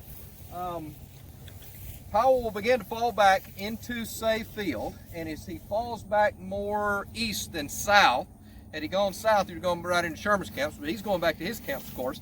And so he will actually shift over from Wood's brigade, the Mississippians that he'd been fighting, over to a new brigade on Wood's right, and that is Shaver's brigade, Arkansas brigade, and there is a tablet.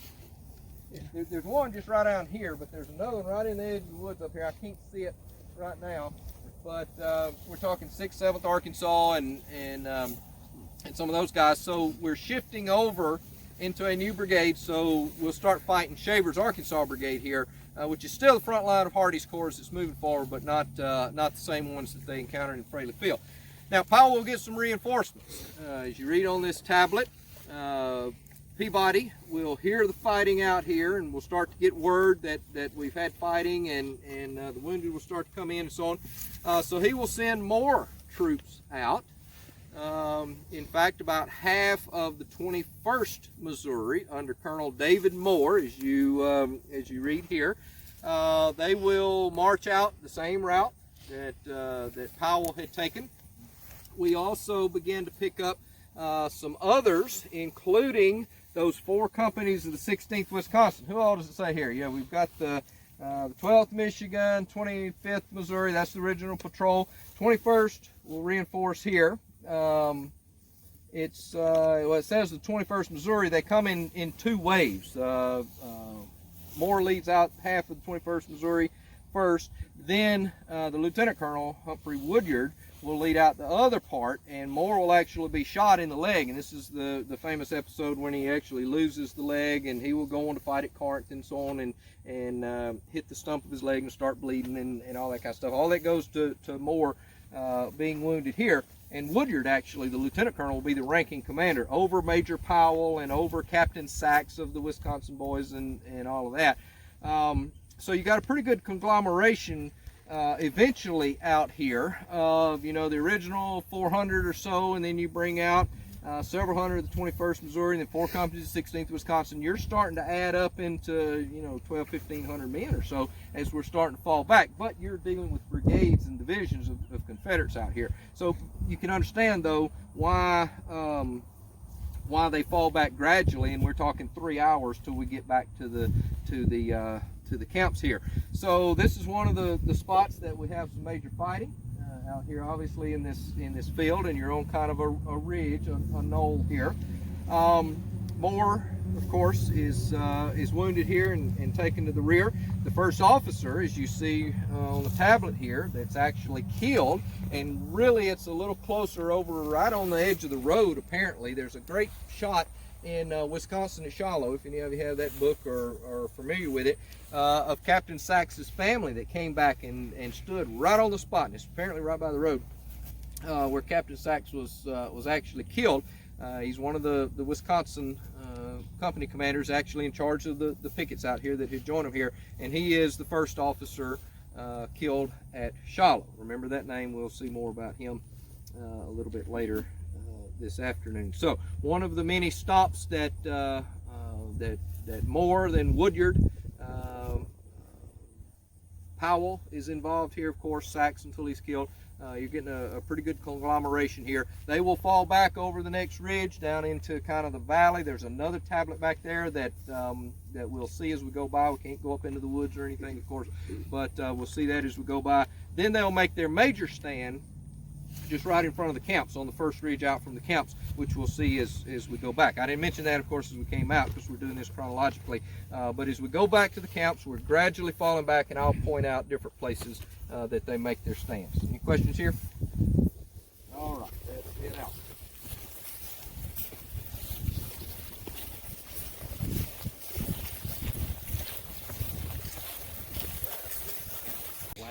Read it, you get the whole thing. Like my wife watches these crazy movies on Hallmark, these Christmas movies. And There's 40 new ones this year. They're the same movie with just different characters, and they change their names and change the situation. Well, some new guy comes to town, and they meet up accidentally with this girl who's not interested in a relationship because she just broke up with somebody, and then they start falling in love, and then something happens that they bust up, that she finds out about his old girlfriend or something, and there's a crisis, and then at the end they get back together and they kiss. And that's a Hallmark movie, every single one of them. And my wife, Kelly, she eats those things up, and the girls now, they watch them, and well, Lee Grace does. Mary Kate, she really play bingo, but She might say this to get out here. It's the same battle. My wife says that about football. You have these 11 guys, they line up with these 11 guys. Nothing really changes, Perspective is everything, I guess. That's right. Did you get all that on video, Tony? Yep. Uh-oh. My apologies for asking about Walker. I can edit it if you want me All the to. wives are like, we're not talking to him anymore. Kelly won't ever watch this, I guarantee you. She's never read a word I've ever written, so why should we watch a video?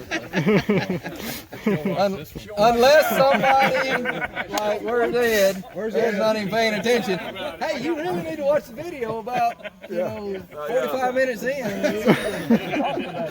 Love you, Kelly. Keep that in there. All right. as what happens at Shiloh stays at Shiloh. All right, as the patrol, the beefed up patrol, continues to fall back, they will take a position, reinforced once more by Peabody's 25th Missouri, as well as 12th Michigan. Just there's another tablet up in the woods there, but you see across the next little ridge there, you see that blue tablet? Some of it may be behind the trees for you, but you'll see as we go by. And so that is Peabody's main forward line. And there'll be another line right back at the camps where they really make the fight at the camps. But this is where his main line is situated this early, and we're talking, what, 8:30 or so? We'll see on the tablet as we go by, but about 8:30. And the Confederates, of course, will push forward. This is Shaver's Brigade again. If any of you saw the red tablet right back there, it said Shaver's Brigade, 6th Arkansas, I believe, 6th, 7th Arkansas. 7th Arkansas. Okay. It's, 7:30? That was a little bit earlier than what I said. The wayside there, if you read it, we'll talk about Henry Morton Stanley is part of this Arkansas Brigade. You all know Henry Morton Stanley, the Dr. Livingston, I presume, in Africa, found the famous missionary there. Stanley, if you're interested in reading primary sources and all that, of course, this is not contemporary, but it's written later, his autobiography. But he talks about his fighting at Shiloh here, how naive he is. Of course, the Confederates are just as much or more green than the Union Army. If I had to put percentages on it, I would probably say about 80% of the Confederate Army is totally green. Probably about 60 or so % of the Union Army. The problem with the Union Army is, of course, that the front two divisions are pretty much 100%, except for the 25th Missouri. And the only experience they have is in surrendering, basically. But no, there's a little more to it. But there's something to that. Yeah, yeah. So, you know, you've got green troops meeting green troops, and Stanley's account is a really cool account if you're interested in reading more about this. He and his buddy are standing in a line before they actually move forward, and their little purple flowers down there. And he says, "Oh, I'm gonna pick one of these and put it in my hat. Maybe when they see that, they won't shoot me." You know, I mean, how more naive can you get than that? But he actually talks about topping this ridge and looking forward and seeing the Union line of battle there. And I mean, you can see distances here just perfect here. And he talks about we just stood there, you know, waiting for orders and all that, and watching the Union and so on. And then he talks about these little pearly globes of smoke appeared all up and down the line, and then little crimson dashes in front of all of them, and they figure out they're shooting at us. You know? we better do something else. So they charge, and they of course drive Peabody's position back to the camps. We'll see that next position as well. And Stanley goes on and talks about you know, we topped the next ridge, and you'll see what we're talking about when we get there. He said we topped the next ridge. And he said, then we caught sight of their beautiful array of tents, which are Peabody's tents, the camps back there. So some good descriptive things here that really help you kind of visualize it. But from there, top of the ridge to this top of this little intermediate ridge, you can get a real good view of distances and so on. But we're going up to this tablet and see the timing. Do what? There was a road into this dirt path.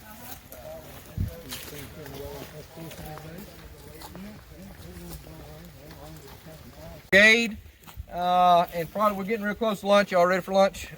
We're not far from Mama's vehicle, so we'll head on across there, and then after lunch probably deal with Miller's Brigade.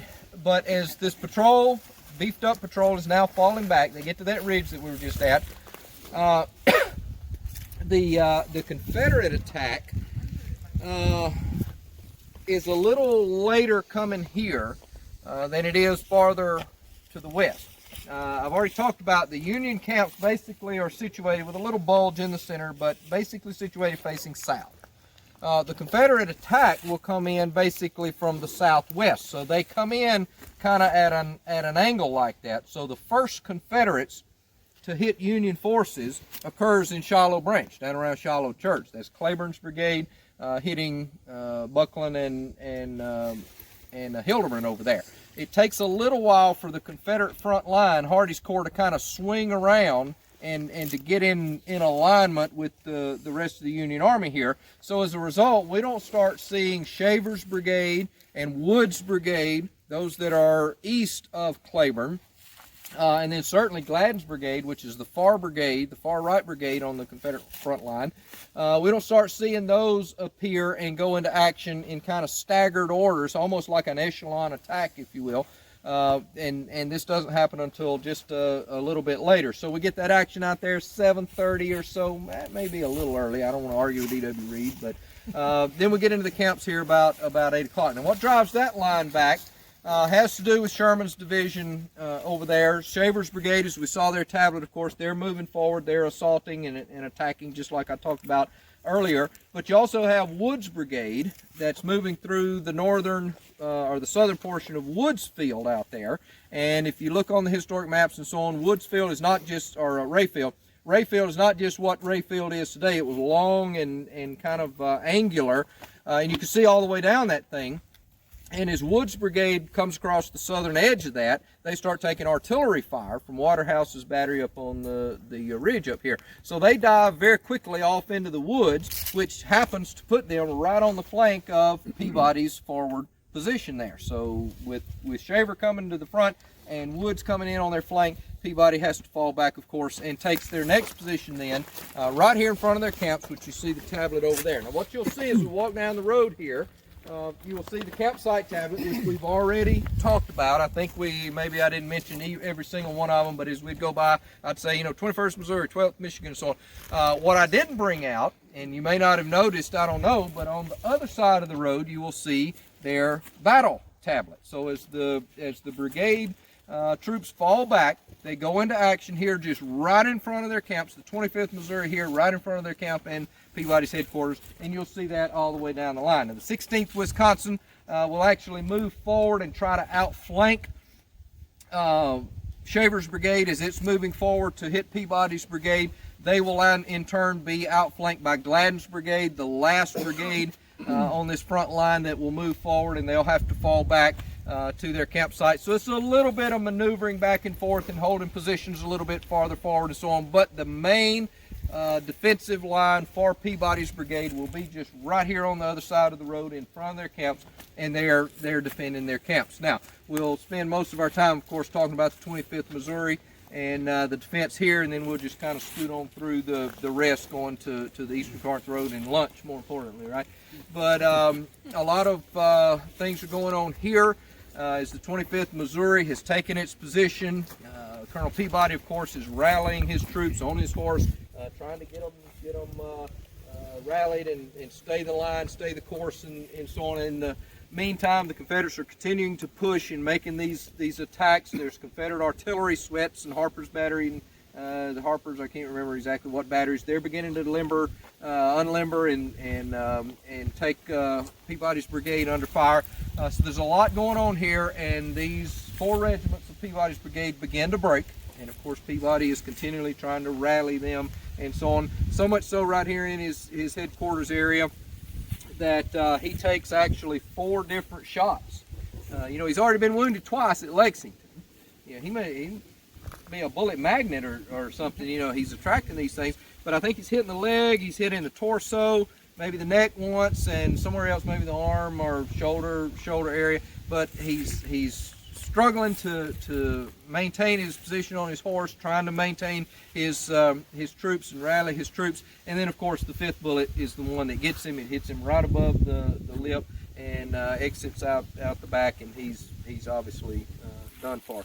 How early in the day was that? This is about 8:30 or 9. The camps are finally taken about 8:30 or 9. Times differ a little bit, but real early.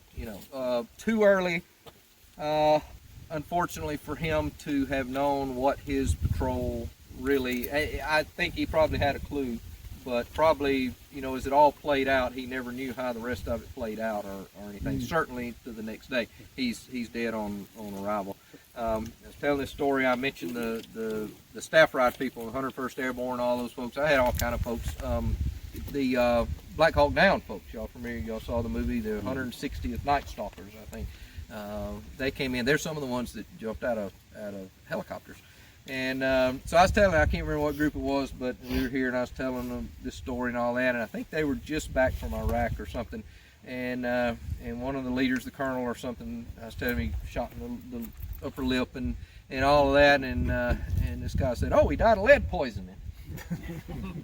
So yeah, I guess that's one way of looking at it. I thought about that afterwards. You know, they don't tell what these guys have seen in Iraq and all of that, and to be joking about it. And I thought probably, you know, sometimes you got to laugh to keep them crying, kind of thing. You know, which it's just amazing. Peabody was buried after the battle. Apparently, some scummy Confederate took off his boots and his pistol and all that kind of stuff. I don't know, may not have been Confederate, may have been a Yankee that wanted better boots, but who knows. At any rate, he was stripped of all everything worth anything, and buried very near his headquarters. And of course, the mortuary monument also denotes his place of mortal wounding, or death actually. He's buried very near his headquarters right here. I've never seen any indications actually where he was buried or his original burial spot or anything. But his brother, you mentioned his brother, I think, after the battle starts the process of coming down here armed with Governor, what's his, Letcher? Is that the, no, that was Virginia's governor. Who's Massachusetts governor? Andrews? Yeah. Andrews. They were a prominent family in Massachusetts. And so he has letters, you know, of introduction from the governor of Massachusetts and all that. And so his brother comes down here, finds the burial spot, digs him up, and places him in a metallic casket, a metallic coffin, and has him moved back to Massachusetts, where he lies in rest today. You ever been to his grave? You been up there? Been to Massachusetts, but when I go to Massachusetts, I'm like, you know, get me to my hotel room kind of thing. I don't go fooling around just a whole lot.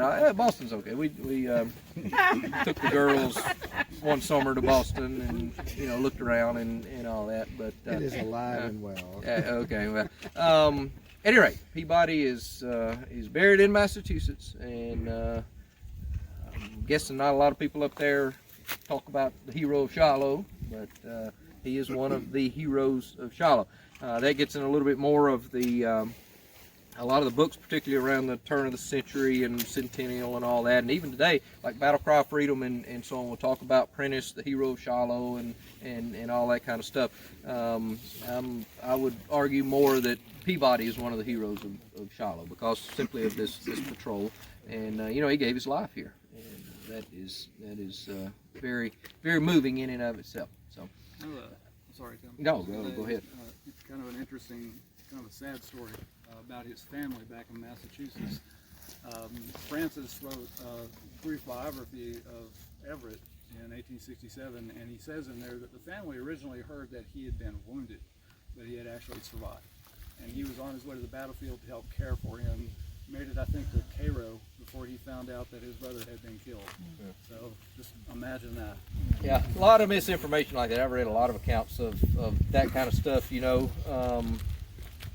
Ann Wallace, you know, she'd been told that W.H.L. Wallace was dead, and then all of a sudden she finds out he's alive, but then he dies and so on.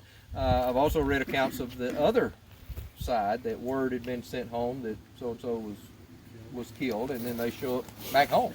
John Logan at Fort Donelson, you know, is an example of that. And there's some humorous stuff that comes out. One, I was reading not long ago, one of them at Vicksburg, they got word of his death like back in Madison, Wisconsin or something like that, and he wrote them and said, no, that's news to me, or something like that. And yeah, well, that's what Mark Twain, one of them I was thinking about quoting Mark Twain is greatly exaggerated and something premature or something like that, but the great Mark Twain. One thing I don't know how his wife found out that he'd been killed. I know nothing about that. I've never looked into that either. I don't know if she found out from one of his staff officers or if she read it in the newspaper. I have no clue. She never remarried from what I understand. Yeah, I don't know. She may have read it in the newspaper, who knows. There's a great story about that has a little bit of a Civil War connection. If anybody from Kansas City? the Kansas City Civil War Roundtable. I've spoken out there several times.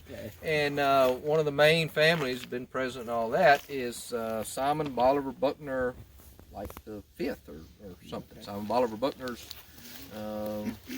great-grandson, I guess. Simon Bolivar Buckner's grandson is like 90-something years old, I think, and is still alive and comes to the roundtable. I was out there just this summer, and he was there. Of course, Simon Bolivar Buckner was the general that surrendered Fort Donelson. Grant's friend, Grant's buddy, and all of that, you know. Paul Barrett, Grant's funeral. His son was Simon Bolivar Buckner Jr. They had very long generations, and he was actually killed in World War II on Okinawa, a mortar shell, and so on. His son went to West Point, all these, you know, generals and so on, and he is the son, the grandson of the actual Civil War general, is the 90-whatever-year-old at the Kansas City Civil War Roundtable that still comes and was there this summer and all of that.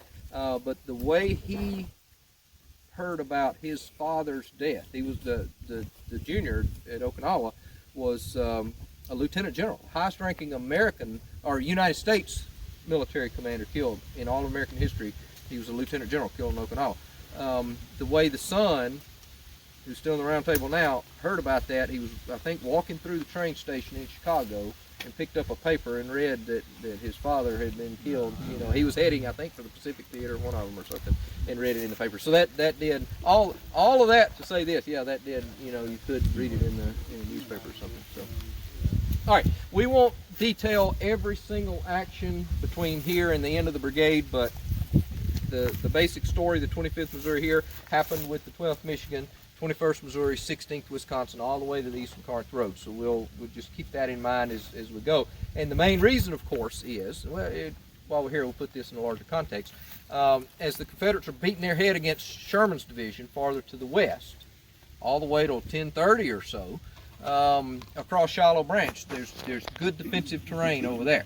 As the Confederate wings begin to come around and hit Stewart's brigade over at Locust Grove Branch, there's good defensive terrain there. But in the middle, on the Shiloh Divide, is where the Confederates punch through Prentiss's division. Right here, Peabody's brigade. We'll detail Miller's brigade after this. This is where they punch through. They turn and they get on the flank of Sherman's division. That's what forces Sherman back. Not the frontal assaults, but getting on Sherman's flank. And so the terrain factor here in the middle of the battlefield that Prentiss just happens to be put at is key here. Very important. There's no look as we go along. There's no real major defensive aid anywhere on the center of the battlefield here. So, any questions? Did these regiments break or route from west to east, or was there any order? I don't think it's really any order. It was all just kind of at the same time. There is no flanking movement per se that, you know, made this wing fold and then like dominoes or something. Now you will see that with Sherman's division. As the Confederates pour through this gap that was Prentiss's division, they will turn on the flank, and you'll start with Hildebrand's brigade, and then Buckland, and McDowell's already, you know, falling back and so on. So you will see that a little bit over there, but I don't get the sense that it happened here. It's just so much frontal pressure that it all just happens pretty much at once. And neither of Prentiss flanks are anchored on anything. No, real, especially the left one. Just like we talked about today, yes. Now there will be a flank attack. We'll talk about Miller's brigade a little bit over there with Chalmers. But there is about a half or a quarter mile or so gap between here and Sherman that the 4th Illinois Cavalry is a battalion in Lost Field that they kind of show a front there. The 53rd, Appler's 53rd Ohio will also fall back into that flank. So that's kind of plugged a little bit, and there's no taking advantage of that. Now that will be a different story, of course, when we talk about the Miller's brigade over there when we get to that. We just haven't got to that yet. All right, any other questions? Well, let's go get some lunch. We ready?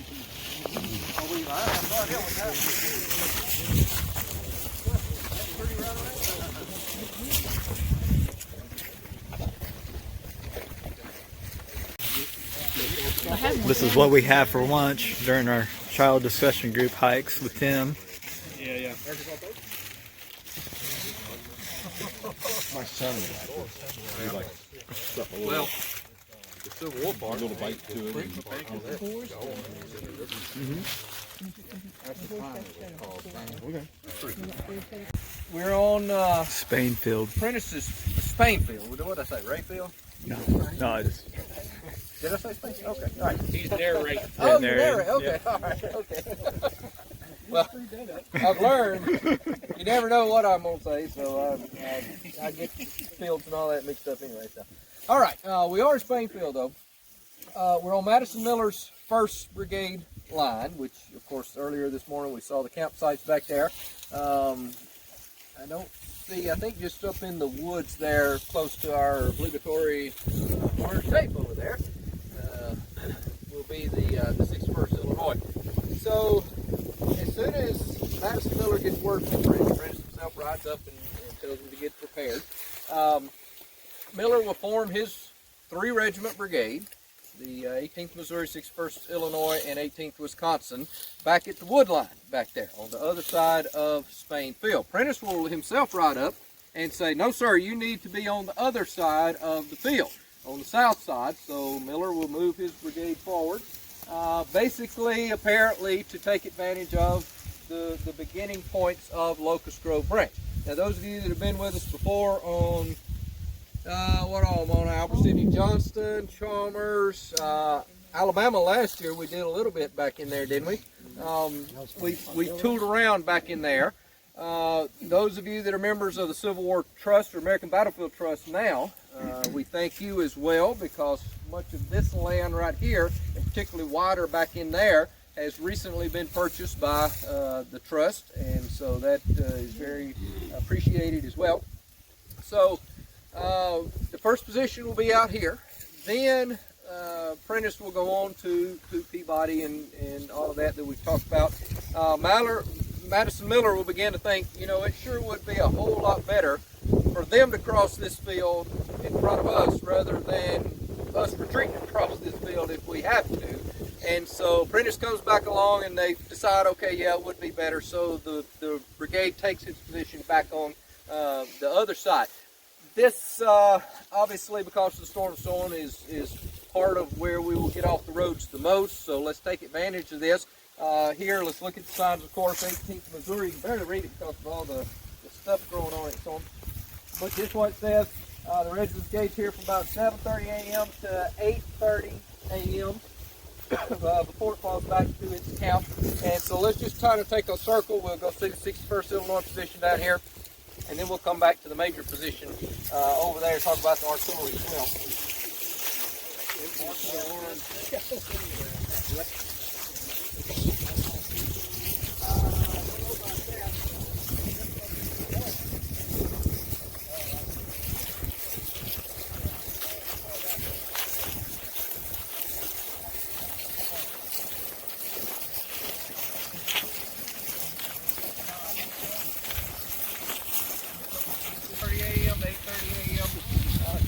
Back to its camp. Let's go up into the corner of the field.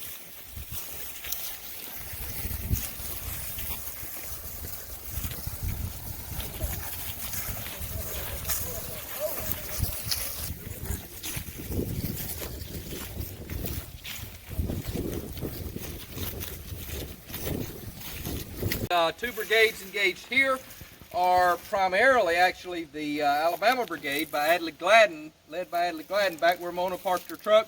If you saw that tablet, anybody went over there and read it, they will make the initial attack into Spainfield against Miller's brigade here. Of course, it is Miller's brigade that has actually the junction between the two, but they're camped behind Miller's brigade and really more here than anything because of the field of fire. The two artillery batteries, Munch and Hickenlooper, will have more opportunity to work here than they will with Peabody. Of course, Peabody has nothing the farther you go on down towards Sherman's division, of course.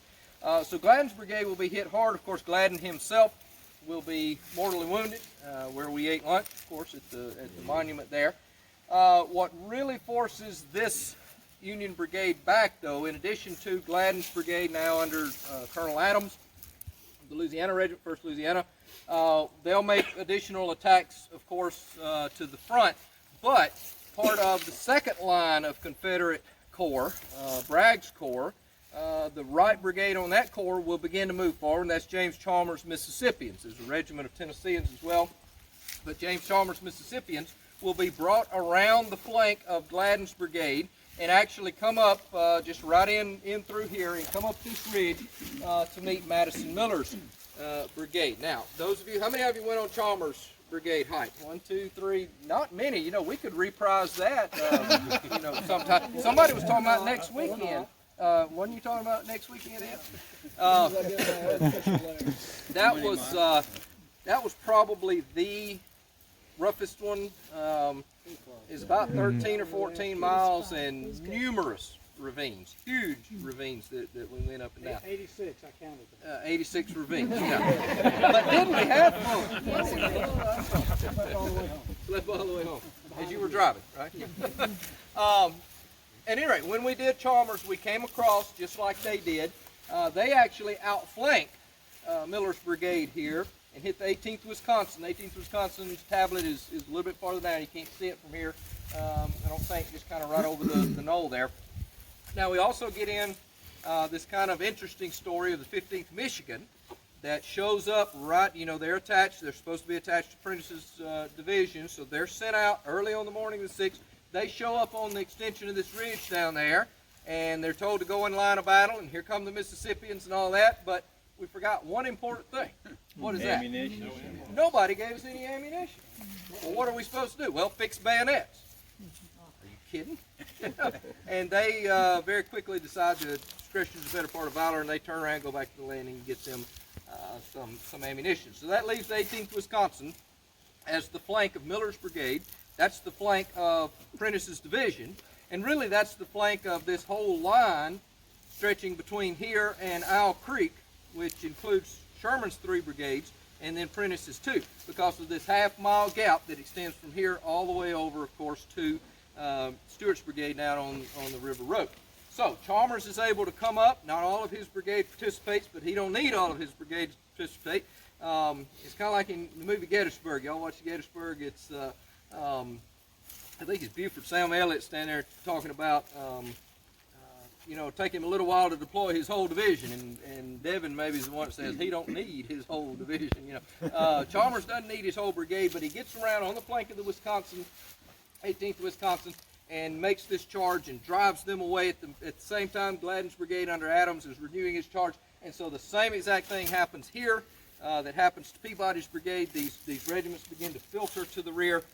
Prentiss is in amongst them. He's trying to keep them in line, just like Peabody is doing, Madison Miller is doing, but nothing can keep them in line, and they all begin to fall back. We'll see the 18th Missouri position next, and then we'll take a look at the artillery before we head back to that next position. But just to start to kind of put this into context, these 2 brigades, we were talking about numbers a little bit earlier, and what did I say? 1,500, 2,000 in Madison Miller's brigade, a little bit more because you got another regiment in Peabody's brigade. Start of the battle, Prentiss' division numbers about 5,400 men, about 5,400. Just to show you the attrition that takes place in these 7 regiments, and then you add in the 15th Michigan, of course, to that a little bit, but they're kind of a non-factor.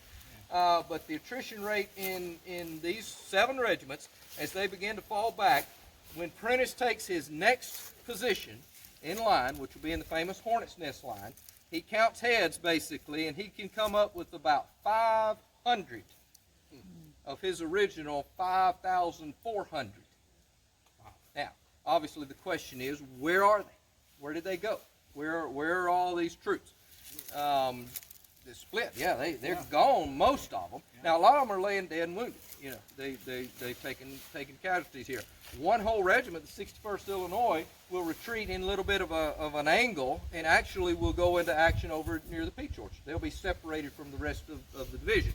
But most of these guys, 18th Wisconsin and 18th Missouri and Peabody's folks and all that, most of them are heading to the landing, and they're getting on the first thing in that river going north. Whether it's a log or a boat or an alligator, whatever, they're whipped. And they yell to anybody that'll hear, we're cut to pieces. That's the famous saying. We're cut to pieces. There's nobody left in our regiment. Get out of here. We're cut to pieces. Well, it's not as bad, obviously, as they think it is. But remember, These are green troops. They've never been in action. They've never experienced anything like this. They've never seen huge lines of battle, multiple lines deep, coming at them like they have here, and they're whipped. They're done. This is the bulk, obviously, of what will later turn into a little bit of argument between Grant and Buell. When Buell gets here at Pittsburgh Landing later in the morning, he says, you know, there's something like, actually growing throughout the day, something like 15,000 defeated federal troops hugging the banks of Pittsburgh Landing there, those bluffs and so on. Grant says, no, there never were over about 5,000 or 6,000. Grant obviously is saying, you didn't come in and save my rear end. You didn't do anything. I had it under control. Buell is arguing, yes, I did come in and save your bacon because most of your guys are huddling on the bluff of the river. You know, so there's arguments between even Grant and Buell, but it's safe to say that a lot of Prentiss's division is basically done. And who are we to say that we wouldn't have been among them? You know, if I was a green soldier like this, never fired my musket, hadn't even been given ammunition or something, I suspect I would have gotten out of Dodge too, and maybe not come back. Who knows what would have happened, you know. But that just illustrates a little bit of the evaporation almost of this division. And the critical point is, of course, it's stuck right here in the center of the Union defense line of 7 brigades. You've got 3 of Sherman, 2 of Prentiss, 1 of Sherman, Stewart's, and then you've got 1 of McClernand, Wraiths that comes up to support. So that's 7 frontline brigades that go into action in this first phase of battle. You take out 2 right in the center, and what's that going to do? That's going to cause some major problems, and I'll hit it again. Obviously, the terrain will play a much huge role in all of this, and the reason that Prentiss, particularly Peabody, Miller has a little bit more of an aid and so on, but when you get out flanked and so on, that really doesn't matter. But the terrain will play a major role here as well. All right, any questions on Madison Miller's brigade before we hit the next stop, and then we'll talk about the artillery a little bit longer. Tim, is Grant on the field yet? Is Grant on the field yet? That's a good question. No, he's not. There's about the time that these units break. There's a little bit of debate by some of the Grant haters and so on about what time he got here, and some of the Grant lovers, you know, that he got here earlier rather than later, and all that kind of stuff. Telling time in Civil War battles is very, very difficult. Just an example here, a minor example. Some say, the Union forces say, the battle started at 4:55. Albert Sidney Johnston had his staff officer look at his watch when he heard the first shots, and it was 5:14. So that's, 20 minutes different or something. There's a great example of this in Vicksburg when Pemberton wants to meet with Grant to talk about terms of capitulation. They send messages across the lines, and it goes up to Grant and so on. And General Ord, EOC Ord, commanding the 13th Corps, will send Grant a message saying they want to talk to us and all that, but they want to talk to us at 3 o'clock. And he says, that's not long, but he says the Confederate watches are about 48 minutes far ahead of my watch. And so, 48 minutes, how do you get 48 minutes different? Of course, there is no atomic time and all that. You set it basically by, what time would you say it is now? Watch the sun kind of thing. So what time Grant gets here is open to debate. I think the safe thing to say is, though, that the common story that has been accepted for a long time, that Grant appears at Pittsburgh Landing to just masses and masses of beaten troops and chaos and all that, is probably not the case. He probably arrives to a fairly serene and calm situation, because even at the latest, if he gets here at 9 o'clock, Prentiss is still holding out and breaking at 9 o'clock. Mm-hmm. And these guys, admittedly are pretty scared, but that's pretty quick moving to get back, in half a millisecond or something to be back there to meet Grant. So these fugitives would not have time to get back there, but Grant does arrive on the field, and that's when he starts moving out and talking to his corps or to his division commanders, and Prentiss will be one of those. But it will be in the second phase of battle when we're the frontline divisions, Prentiss and Sherman, have fallen back into successive rearward positions and have met the rearward divisions that are moving forward to support those lines, i.e. McClernand, WHL Wallace, and Hurlbut.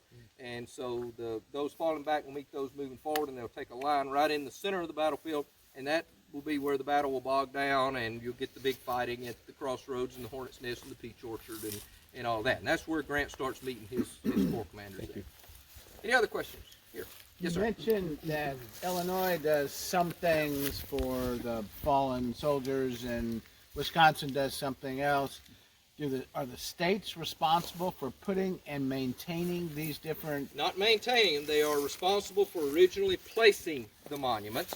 And every state can do that different. The original legislation opens up the possibility that the states can come into the park and provide monuments in any way they see fit. So some states will just put up a central state monument, like Wisconsin. We'll see it in the Hornet's Nest. If we don't have our tape all over the Hornet's Nest. We see, for instance, Indiana puts up individual unit markers for each of its regiments, but no central monument.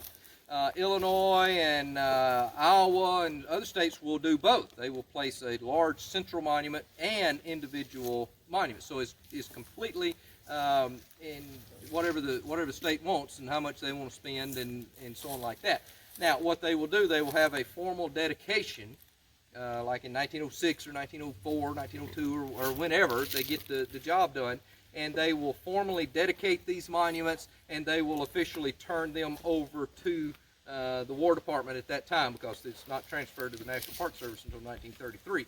But they'll turn it over to the government, and the government then becomes custodian. So the National Park Service today has responsibility for caring for this monument and other monuments. All right, let's head on down. We'll see the 18th Missouri prediction, then we'll talk about the artillery.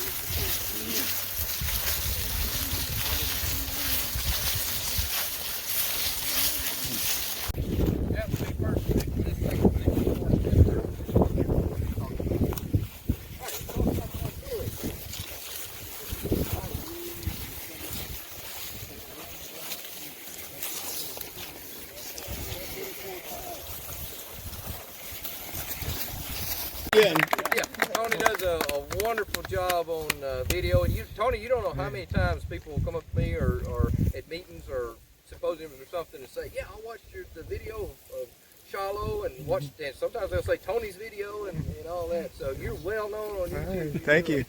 Thank you for letting me video. You do all the work. Thank you for letting me video. Well, we appreciate you doing that. We'll see how the editing goes. Thanks for Perry for putting this all together too. Yeah. And Mona for putting the lunch together too. They deserve all the credit. All right, there are additional, what's the word I'm looking for, branches, I guess you could say, of service that are involved in Prentiss' division as well.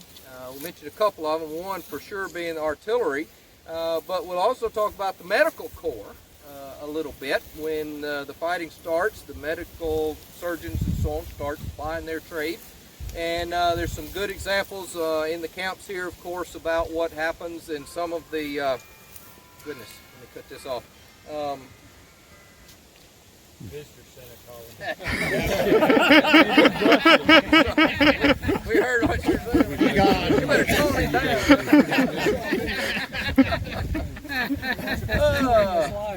Where was I? What was I talking about? Oh, the medical corps. All right.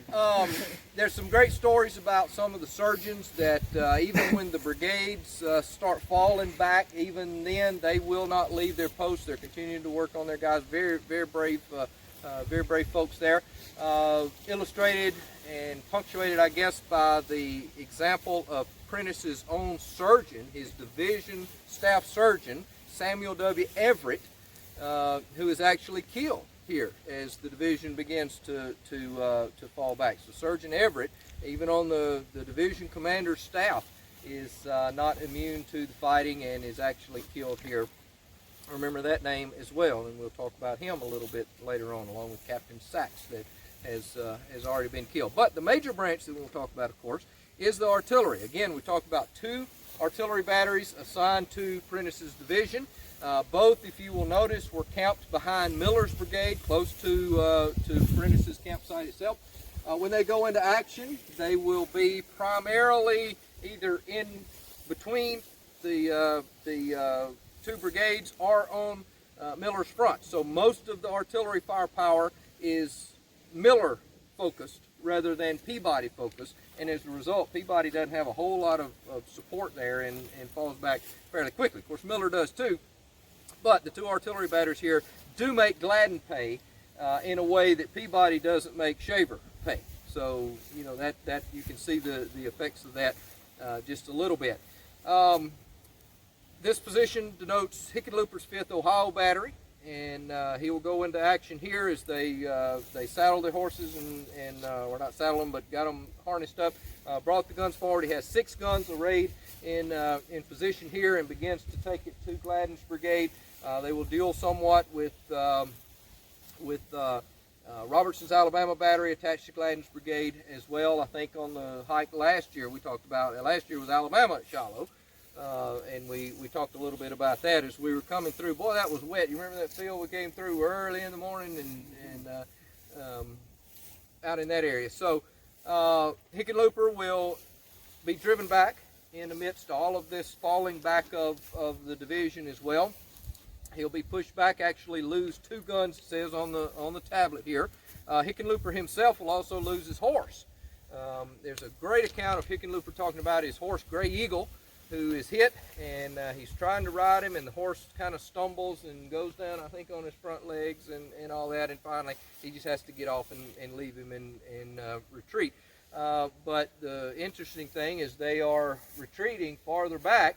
He looks up, and all of a sudden here comes Gray Eagle, you know, trotting down the lane, and he's been shot, I think, in the neck or something. But it's amazing what horses. Anybody have horses? You have horses, don't you? Horses are interesting characters. Doing the Grierson's raid thing, one of the greatest accounts I found was, as of course Grierson's raid moved very, very quickly, and as they would wear out their horses, they would exchange them on the plantations for new horses and just grab them and just turn out their old horses. But some of those horses were so fond of their owners and their masters and so on that they were attached to them. In fact, one of the guys writing about it said before the raid, talking about he got a new horse and he's training him and all that, and he says, my horse follows me around like a dog, and he was, you know, attached to him.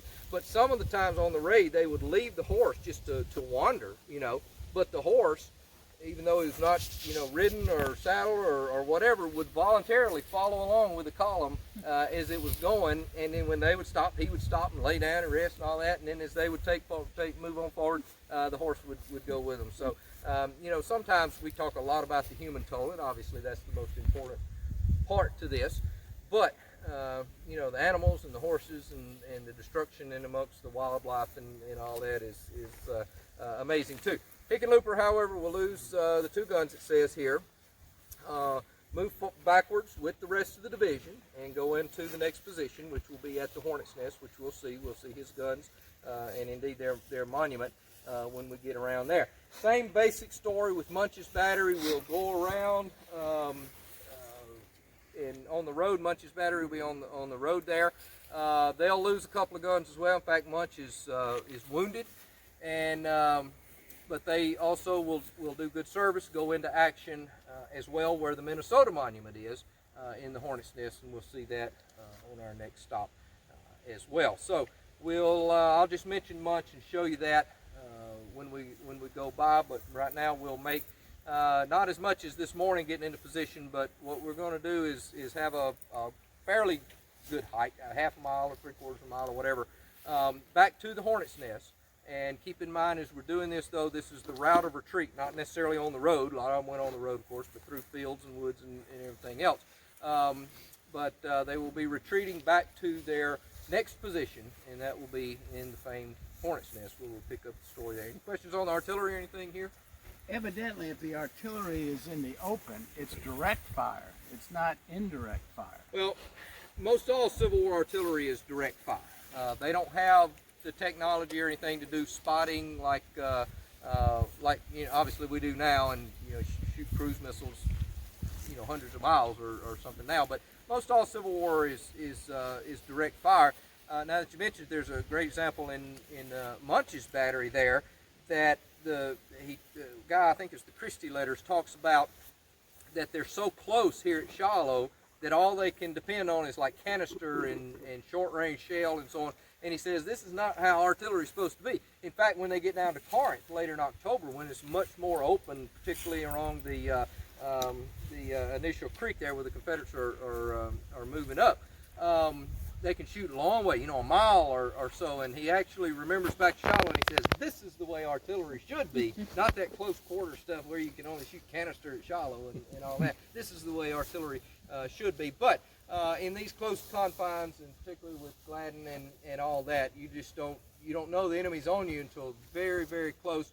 And so in that sense, there could be no indirect fire anyway. You couldn't not fire too close. That close. So right. yeah, it's all going to be direct fire. And I don't see how horses pulling artillery through woods like that. I don't see how they would have gotten through. Well, artillery particularly wants to go on the road. Absolutely. You pretty much have to go on the road with artillery, or either cut your way through. There are instances of Chalmers Brigade, as we saw on the Chalmers hike, that they absolutely just have to cut their way through, and in some cases, even when they deploy, if it's in a wooded area, you got to get out there. That's why they carry axes. You got to get out there and you got to clear a field of fire so that you can fire.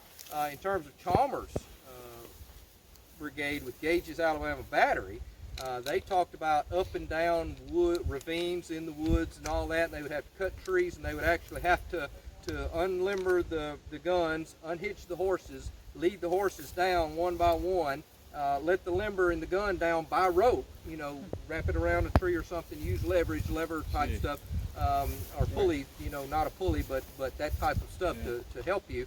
And, are you in a, but you're right, some of the terrain they go through is absolutely atrocious. But when you get can, them down, you want to, then get them up.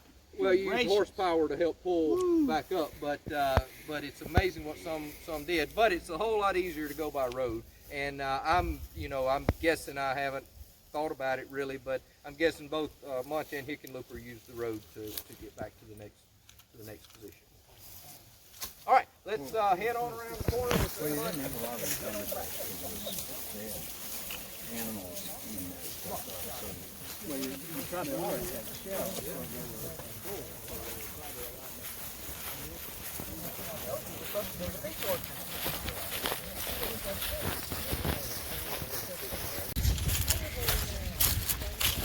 This Munch's battery.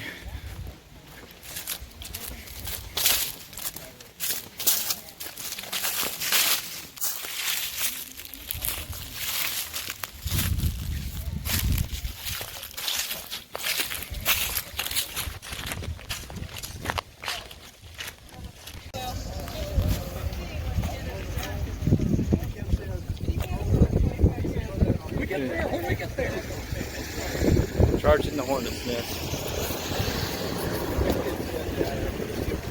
Car's coming. Tell me when we're there. Minor stop to give us a rest, but also to, for those of you that may not know about Putnam Stump, certainly if you haven't been here or haven't, I don't know if on any of our hikes if we've been by here and talked about it much at all, but it's an interesting story. Maybe a little connection to Prentiss.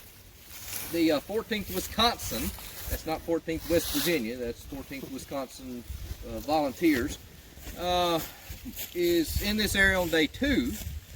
They've been left back at Savannah along with a couple of other regiments, the 53rd Indiana and the 53rd Illinois, and they kind of make up a quasi-brigade at Savannah. When Grant leaves early on the morning of April the 6th, the colonel of 53rd Indiana, Walter Gresham, Gresham,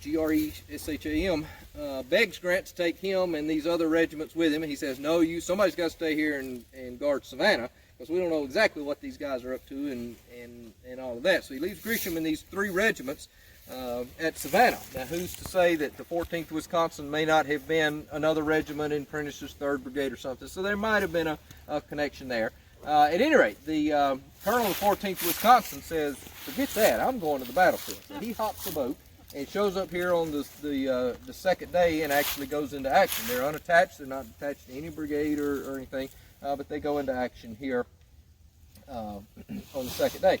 What I find interesting, just to connect a little bit with Vicksburg, mainly because I'm knee deep in Vicksburg right now, doing research and all that, but one company of the 14th Wisconsin were Native Americans. They were Indians from up around like Green Bay and so on.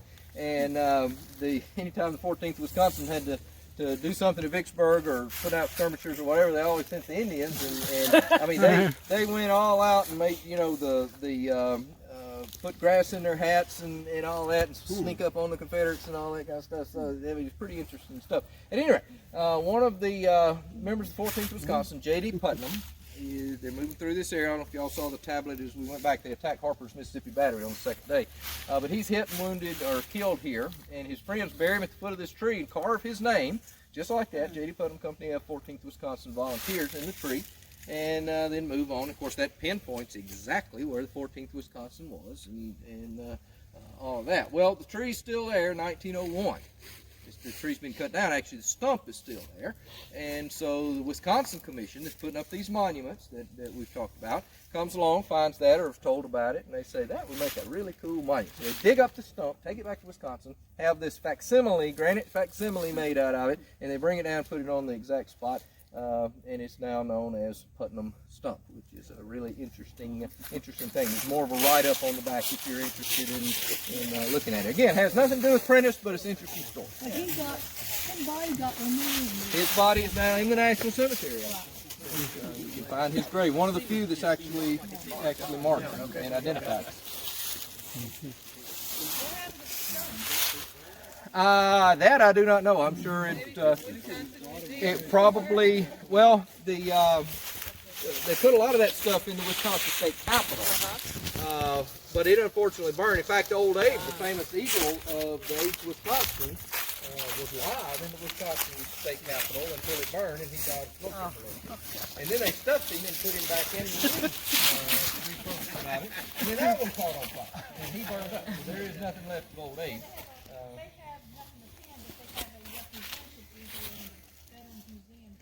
Right, yeah. Old Abe's a big deal to us.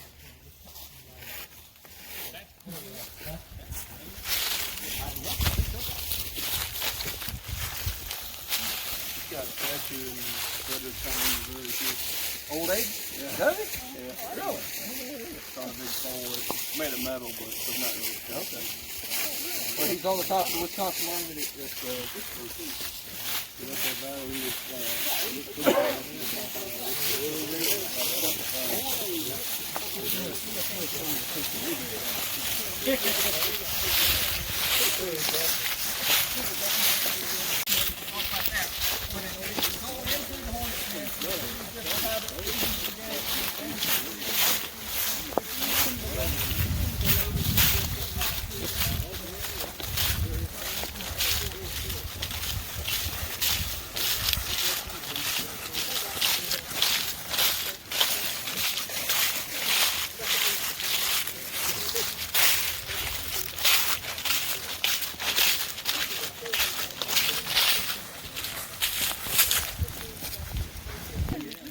Yeah, he goes to Grant.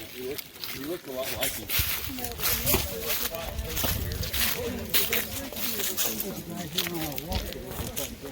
Order, hold at all hazards. He'll start with Sherman McClernand over near Jones Field. Then he'll ride to the center, talk to Wallace and Prentiss here, and then he'll ride over to Hurlbut and talk to him. And then he'll go back to the landing to work on reinforcements and moving ammunition forward and all that. Then he'll make a second round later in the afternoon that he'll just ride out to see how everybody's doing kind of and all of that. Just very quickly here, a couple of things to note. When we get out in the road, look back up the road and you'll see W.H.L. Wallace's mortuary monument. That's where he is mortally wounded, coming out in that picture. Perry, what have you got going on? Something with that picture? Perry really likes that picture. Where's Perry? There he is.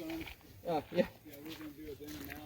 Then and now. Prentiss actually came back in 1884, I believe, and there's a picture of him at Wallace's mortuary site, where his surrender site is as well. The other thing, as we're falling back from the Hornet's Nest, they cross this little swell here, the upper reaches of Tillman Branch, and then up on the high ground where the UDC monument is, there's no, again, what's the word I'm looking for? There's no coincidence that the UDC monument goes where it goes. That's kind of the high water mark where we captured the defenders of the Hornet's Nest and all that. So that's why it goes there. And most of the defenders will be captured in the linking of the Confederate wings. And what we're going to kind of look at, starting here with the Crescent Regiment, is the Confederate left wing as it comes around and links. We're going to kind of follow the linking of the Confederates to show you how they're encompassing and encroaching and enveloping the Union lines. And we'll show you a couple of places where the Union forces will surrender. Now, the 23rd Missouri that we just saw, if you went right up in the woods here, which we can't do, of course, we're abiding by the law and staying only on the open paths. But the 23rd Missouri will be just right in the woods up here where they surrender. Prentiss, actually, if we walk on down, there's a trail that goes up to Prentiss's headquarters site. Now, I originally intended to take y'all up there, of course, but again, I don't know that I didn't see any orange tape this morning, but I'm positive they don't want us up in there, so we won't go up in there either. But I'll show you if we get up here. Hey, Tim, UDC monument, up in 1917. Oh yeah, it was already full blast. Right, exactly. That's it. Something drug over there or something, but that's the trail that leads up to Prentiss's surrender site. So next time you're here, if the park is back open and so on, you can walk up that trail, and there's a little sign. It's not a great big one like we've normally seen with the unit signs and so on, but it's a little like a road sign that says site of Prentiss's surrender. The other thing to see is the Confederate tablet here. You see back to the Crescent Regiment, and then this one, I believe this is maybe it's the Louisiana Regiment, so I'd have to look. But you can see how they're starting to enfold around the defenders of the Hornet's Nest, and we'll see more up in this field just at the top of the hill as well. But this is put up, this UDC monument put up in 1917, obviously at the focal point of where the battle was decided in the Hornet's Nest, all that kind of stuff. Lots of symbolism here. We won't go into all the detail, but the four branches, Officer Corps and Cavalry on the left, Infantry and Artillery on the right. The main symbolism is in the center. You see two veiled figures taking the laurel wreath of victory from the south. The front figure is the Lady South. She's handing victory over to these two veiled figures known as Death and Night. Why would Death be taking victory away from the Confederates at Shiloh? Sidney Johnson. Sidney Johnson's death, and you see his bust immediately below that. Why would Night be taking victory away from the South? They ran out of daylight. If we'd had one more hour of daylight, we would have driven those Federals off the last line of defense and into the river and won the battle and all that. This is pure lost cause stuff. Neither one of those, I don't think, had anything. I think by the time Johnston died, there was no victory to be won. Johnston's son argued that Beauregard threw away his dad's victory and so on, but there was no victory to be won. The Confederates are already spinning their wheels too much and not going to win by this point. Had they had another hour of daylight, I don't think they would have been able to push Grant's last line either because of the terrain, and we'll see that terrain as we go through Hill Branch in just a little bit if we can get through the Indian Mountains. Let's continue on up. How far apart are they when they're firing it? When they actually set up the fire? In fact, when I was a ranger here, I was the one that drove by and saw the oil that was sprayed on it and so on. I radioed it in, and we started looking all over the park and all that.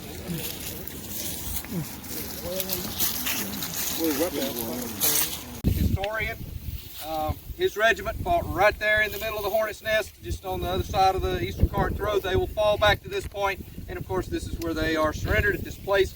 The 12th Iowa Infantry was, y'all read upside down, was surrounded, and 429 of its officers and men taken prisoner at 5:30 p.m. April 6, 1862. This was in the hero of Shiloh. Well, it was Benjamin Prentiss. Yeah. But what do you see? Yeah. Wallace's division. Most of the troops are Wallace's division. All right, the other thing you see right here, and I think this is very interesting, we've already seen the Crescent Regiment, the Tennessee Regiment, and so on, but look across the field. There's this car passing, everybody wait for the car. See that red tablet out there? up there just a little bit. Where's the hell hole? Hell's Hollow. That's Hollow. right back that little valley that we came through. Oh, okay. Yeah, that's what's known as Hell's Hollow because of the crossfire and so on. I mean, you get in the crossfire. If units over here firing into here and over here, you're in the midst of a heavy crossfire. Yes, sir. Been any proper formation coming out of there? That's hard to tell. Probably maybe a little bit. I think there's some indications that they did form a line and try to fight their way out, but they figured out real quick they couldn't. But my guess is there may have been a semblance of a formation, but they're scattered all out in here. Just tons of people milling around everywhere and all of that. So mass chaos up inside the loop here. The noose as it's tightening. Tim, tell me the difference in time between this surrender and Prentiss's surrender back there. Well, the farther you go northward, the more minutes that it'll lead up. So yeah. Prentiss is normally given the time about 5:30, and probably the 23rd Illinois, and I think the 58th Illinois is back, or the 23rd Missouri and the 58th Illinois back in there, probably a little bit earlier. It's going to take a little while longer for these guys to make it this far up and to realize, okay, the gap is shut and we can't get out, so we're going to go as far as, what does this say, 5, well, that says 5:30. A lot of times you'll see 5:45, even as late as 6 sometimes. But these guys evidently are not under the command of Prentiss? Well, the different division, but when Wallace falls, everything kind of goes to Prentiss because he's the ranking officer. He's the ranking officer here, although there is quite a dispute sometimes about whether officers in one division have to obey officers, even higher ranking officers from another division. In fact, Grant writes about this a little bit, and normally you don't, but in a chaotic situation like this, Prentiss, it's understood that the next ranking officer is in command. Now, that said, there is not, to my knowledge, an order sent out by Prentiss. Remember, it's such a chaotic situation. There's not an order sent out, okay, everybody lay down your arms, we're surrendering. It's more, these guys figure out we can't go out, so we're just going to surrender. And the 8th Iowa does a little bit over there, and Prentiss, as far as he got over there and figured out, I can't go any farther. So it's in that sense, Prentiss does not surrender everybody any more than Robert E. Lee surrenders all Confederates at Appomattox. Everybody talks about the war ended in April at Appomattox, and the war did not end in April at Appomattox. But that's just kind of the mythology that we get. And sometimes we think of that like that at Shiloh here with Prentiss. But Prentiss does not surrender everybody here. They do it kind of on their own a little bit. But he is the ranking ranking officer. Also captured is Colonel Madison Miller, the brigade commander, the 2nd Brigade commander. So, you start looking at attrition in Prentiss's division, and the division commander's captured, one brigade commander's captured, the other brigade commander's killed, and you start going down into the colonels, and most of those are either captured or wounded as well, and it's a pretty hefty casualty list that you've got, particularly among general officers there. Now, to finish up with Prentiss before we segue into, just very quickly, really going into the Confederate response here. Prentiss, of course, the defenders of the Hornet's Nest, 2,200 or so, 2,250, will be taken back off the battlefield and camped in a cornfield that night. Of course, the heavens open again and rain and all that kind of stuff. They're marched back to Corinth the next day. Prentiss himself is a little bit different, obviously. I've never heard anything about Madison Miller or any of those, but Prentiss is actually retained at Shiloh Church at Beauregard's headquarters, and he's actually sleeps between Thomas Jordan and who's the cabinet dog, Jacob Thompson, 2 staff officers. He shares a tent with them at night, and they're watching and guarding him, of course. And all night he's telling Beauregard and all of them, and this is another thing that kind of makes me think a little less maybe of Prentiss than perhaps others, but where's our 2 military folks? What do they tell you if you're ever captured? Name, rank, serial number. Name, rank, serial number. Nothing more. Do you tell them where reinforcements are and when they're coming in? No. Well, Prentiss spills the beans. He tells them Buell is coming in. You just wait. We're going to get you. because Buell is crossing the river right now. We're going to get you. And then the next morning when they start hearing firing, it's not Buell, it's actually W.H.O. Wallace, but he says, I told you, here's Buell, here's Buell. So he's spilling the beans, you know. Now, I don't know if the actual instructions then are name, rank, serial number, and so on, but, you know, if he, I can't imagine telling him intelligence like that, you know, especially when the Confederates are saying, no, Buell's on North Alabama. I've got a telegram here that says he's in North Alabama, you know. If I was Prentiss, I think I would have said, yeah, I think he is in North Alabama, you know, just wink, wink, kind of. But he was a lawyer. Oh, right, well, there you go. Where's our, no offense.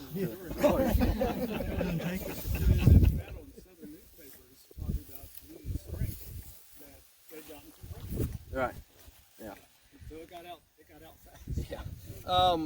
Prentiss is taken down south, actually through Memphis. They all go through Memphis in the south on the rail lines in the Mississippi, and there's a lot of accounts of troops, you know, in camps of instruction and so on, Meridian and all that, talking about, yeah, we saw General Prentiss come through, and one of them said he would stand out in any crowd, but he looked very haggard at this point. Now, no kidding, you know, if you've gone through all this, I think you'd be haggard looking too. But he spends, of course, and we'll just sum this up very quickly, 6 months or so in prison, and is exchanged later on in about October, where he goes on a speaking tour touting his efforts here at Shiloh. Put back in the Army, of course, and his most notable achievement after that, he commands in the Battle of Helena, Arkansas on July the 4th, which is part of the Vicksburg campaign. The Confederates attacked Helena, Arkansas, trying to disrupt river traffic on the Mississippi River to do something about Vicksburg, but of course Vicksburg surrenders that very day, and they don't know it, but he wins that battle at Helena. Goes on after the war, of course, and has a long life, comes back to Shiloh, and is involved somewhat in the historiography of Shiloh when the panorama, it's not a cyclorama, but it is a panorama, kind of a forerunner of a cyclorama, comes out in Chicago. Is Benjamin Prentiss that lectures in front of it and talks about what all we did. And of course, what does the panorama show? Well, nothing but the hornet's nest and how Prentiss saved the day and became the hero of Shiloh. So we'll leave that at that. Let's head out across to the probably 8th Iowa. We'll head down to the after the envelopment of the hornet's nest, we wind up with some of the Confederate units facing back south. You know, we're pushing northward. We're trying to push the Federals to either the river or really the swamps of Owl Creek out there. But you know, we've got Confederates now facing the exact opposite direction. What do? Well, you have to retool and get everybody repositioned to head forward. And this plays exactly into this whole argument about the hornet's nest and did they save the day and all of that. And I'm going to show you the terrain if you haven't been out here, Deal Branch. And we originally were going to go through Deal Branch like we always do, but we'll just have to go around the road. But you'll see enough of Deal Branch to realize that this is not something you want to play with, and probably not something that could have been taken after 12 or 13 hours of fighting. And with minuscule amounts of troops that you're able to get turned around and get into position by 6:30 or 7 when daylight is fast leaving. In fact, the Confederates only get about 4 brigades across Deal Branch. Starting out in this area, we get Gladden, what's now on there like the 3rd commander, Gladden and then Adams and then Dease. Then you get Patton Anderson's brigade, then John K. Jackson's brigade. And they're out of ammunition. They're told to charge and said to use their bayonets and so on. Chalmers is the only one that actually even attempts an assault, and it apparently was not much of an assault, and it certainly is not going to break Grant's last line. Now, over on Tillman Branch across the battlefield, you've got a little activity over there as well. Preston Pond's brigade will cross Tillman Branch and make that attack into Sherman's last line of defense and be just mopped up there. A bunch of Louisianans go down. Cleburne's brigade, portions of it, makes a little bit of an attempt to cross, but are thwarted as well. So there are attempts to cross these 2 creeks, Tillman Branch and Deal Branch, to get at Grant's last line, but they're feeble and they're late in the day, and there's no way on earth that they're going to succeed, whether Johnston's in charge or Beauregard's in charge or Napoleon's in charge. Doesn't matter who's in command here. So, and I think you'll see that in the rest of our hike. And there's really probably not a lot when we get to the ravine itself. We'll detail a little bit of that action, but we'll basically let the terrain speak for itself as we go through here and go through the Indian Mounds and back to the Visitor Center. May get back to actually, it's only what, 3:30 or so. By 4, we may actually end an hour early or so, but 8.5 miles right now. 8.5 miles. Well, Right it'll now. probably be 9.5 or 10. It'll be something like that. Get back. So I think we've gotten our footsteps in. We did. We did. And we don't feel like charging anybody right now either. Do we? Never taken to the national. All right, these are the Indian mounds that really don't play a role in the battle, but they're kind of neat, and archaeologists like to talk about them and so on. I don't know all the history. They were digging through the one on the river. I was telling them, you know, normally the National Park Service just don't go digging through an Indian mound. They're here to preserve things, not dig through it and find stuff. But the river, it was going to fall into the river anyway. And so the idea was before it falls in the river, we need to see what's in it. And they found a few things like it was built into layers and would have different colors like white and red. They think to denote whether they're at peace or at war, you know, white and red and so on, like the red sticks and the white sticks and so on. Other than that, I don't think they really found much of anything. Although the archaeologists will tell you, you know, we found a little bitty piece of a pottery shard, and they create this whole civilization out of just one little bitty piece. Archaeologists, anybody archaeologists in here? They're a little far out, but they have good imaginations out there. Even worse than lawyers. Yeah, worse than lawyers.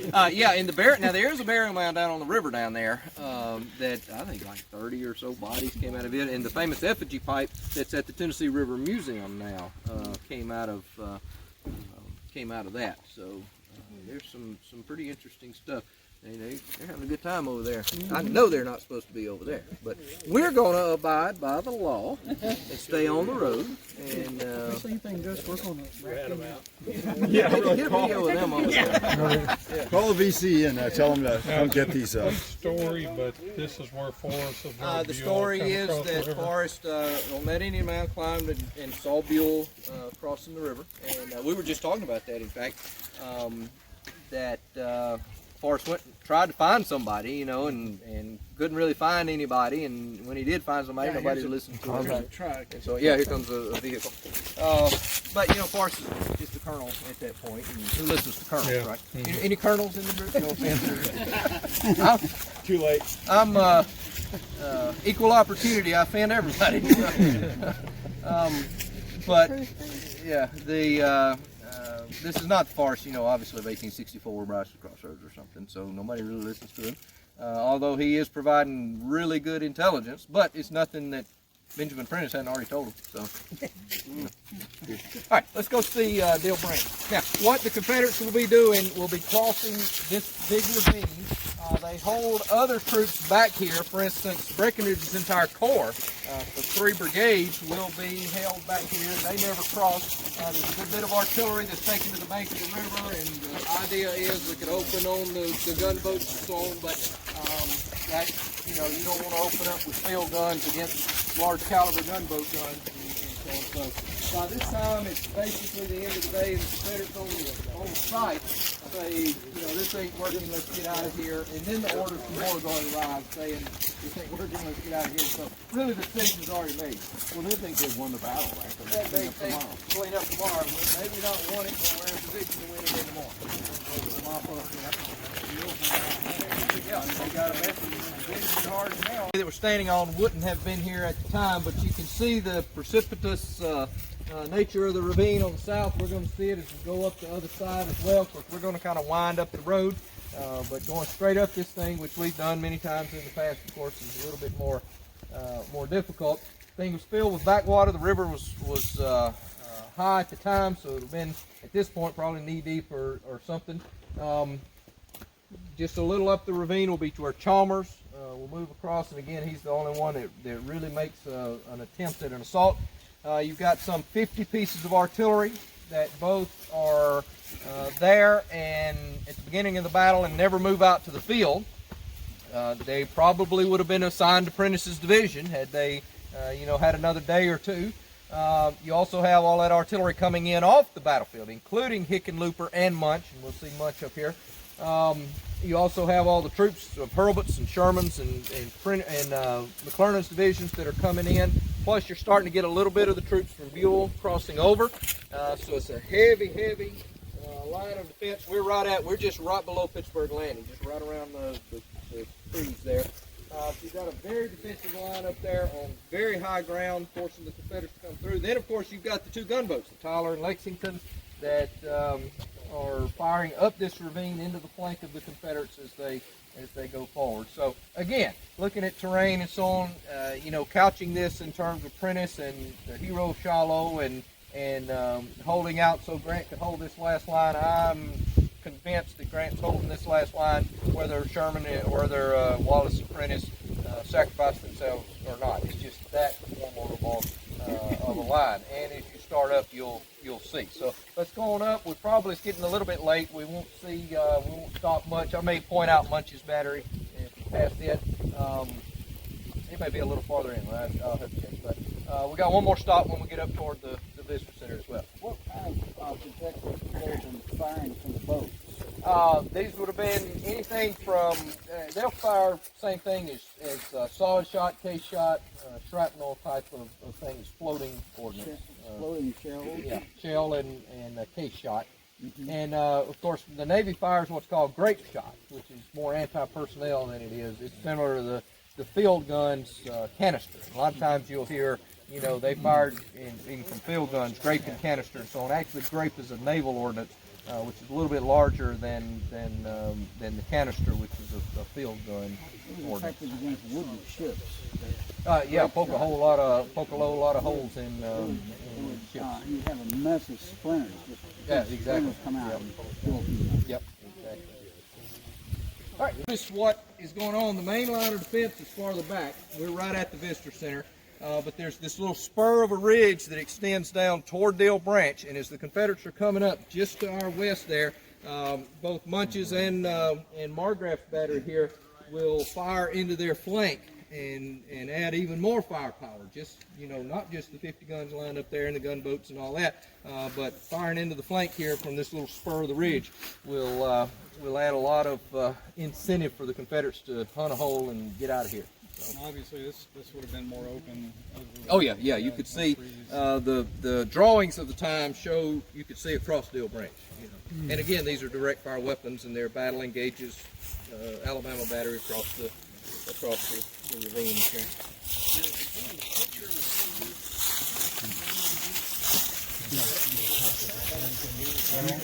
Here, about 4,000 barrels. Most of them are from Shiloh. Most of them are unknown, actually. Very historic spot where you see the 3 cannon tubes here will denote Grant's headquarters, where during the night, after all this fighting, falling back to Grant's last line of defense and so on, Grant will make his headquarters here under a large oak tree that stood there. The tree was taken down in 1909, this famous tornado that was much more than what we see out here. It took down the Iowa Monument and the original superintendent's house, damaged it heavily, and all of that. That monument goes up in 1914. It is the spot, supposedly, where Sherman comes to Grant and says, basically, we've had the devil's own day today, Sherman. And Grant tells him, like, we'll lick them tomorrow, though. So Grant's headquarters site right there. I want to show you all a couple other things on down in the cemetery. Was to hit 10 miles. We would have otherwise. We wouldn't have hit it. So that's why we're down here. There's a couple other reasons, though. Any idea why I brought y'all down in here? To get our step count up. Make sure we have head count. Is that Sachs? Samuel W. Everett. S.W. Everett. That is Sea Surgeon, U.S. Volunteers. That's Prentiss's division surgeon, who was killed out at the Spainfield area and buried here in one of the positions of prominence. A lot of prominent people out here, well, I say prominent, not like presidents or anything, but over on the kind of the slope over there is J.D. Putnam that we saw earlier, Putnam Stop. I can show anybody over there where it is if you want to see that. But the main thing to come out and see was right over here.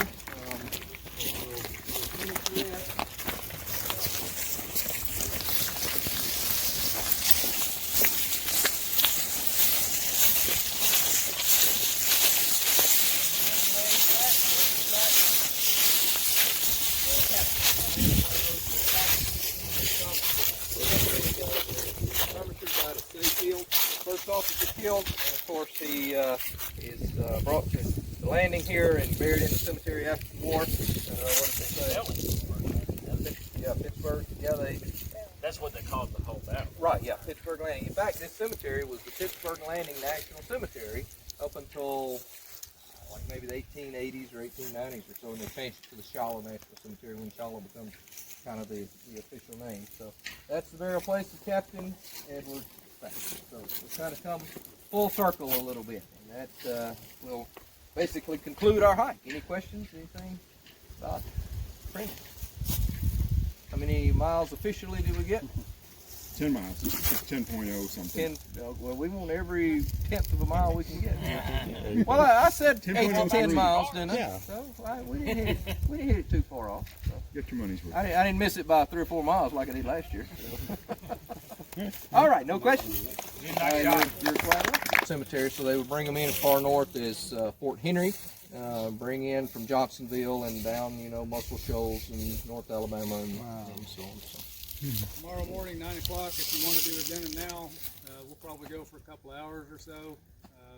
You're welcome to join me. We'll meet here at the Visitor Center parking lot again. 9 o'clock.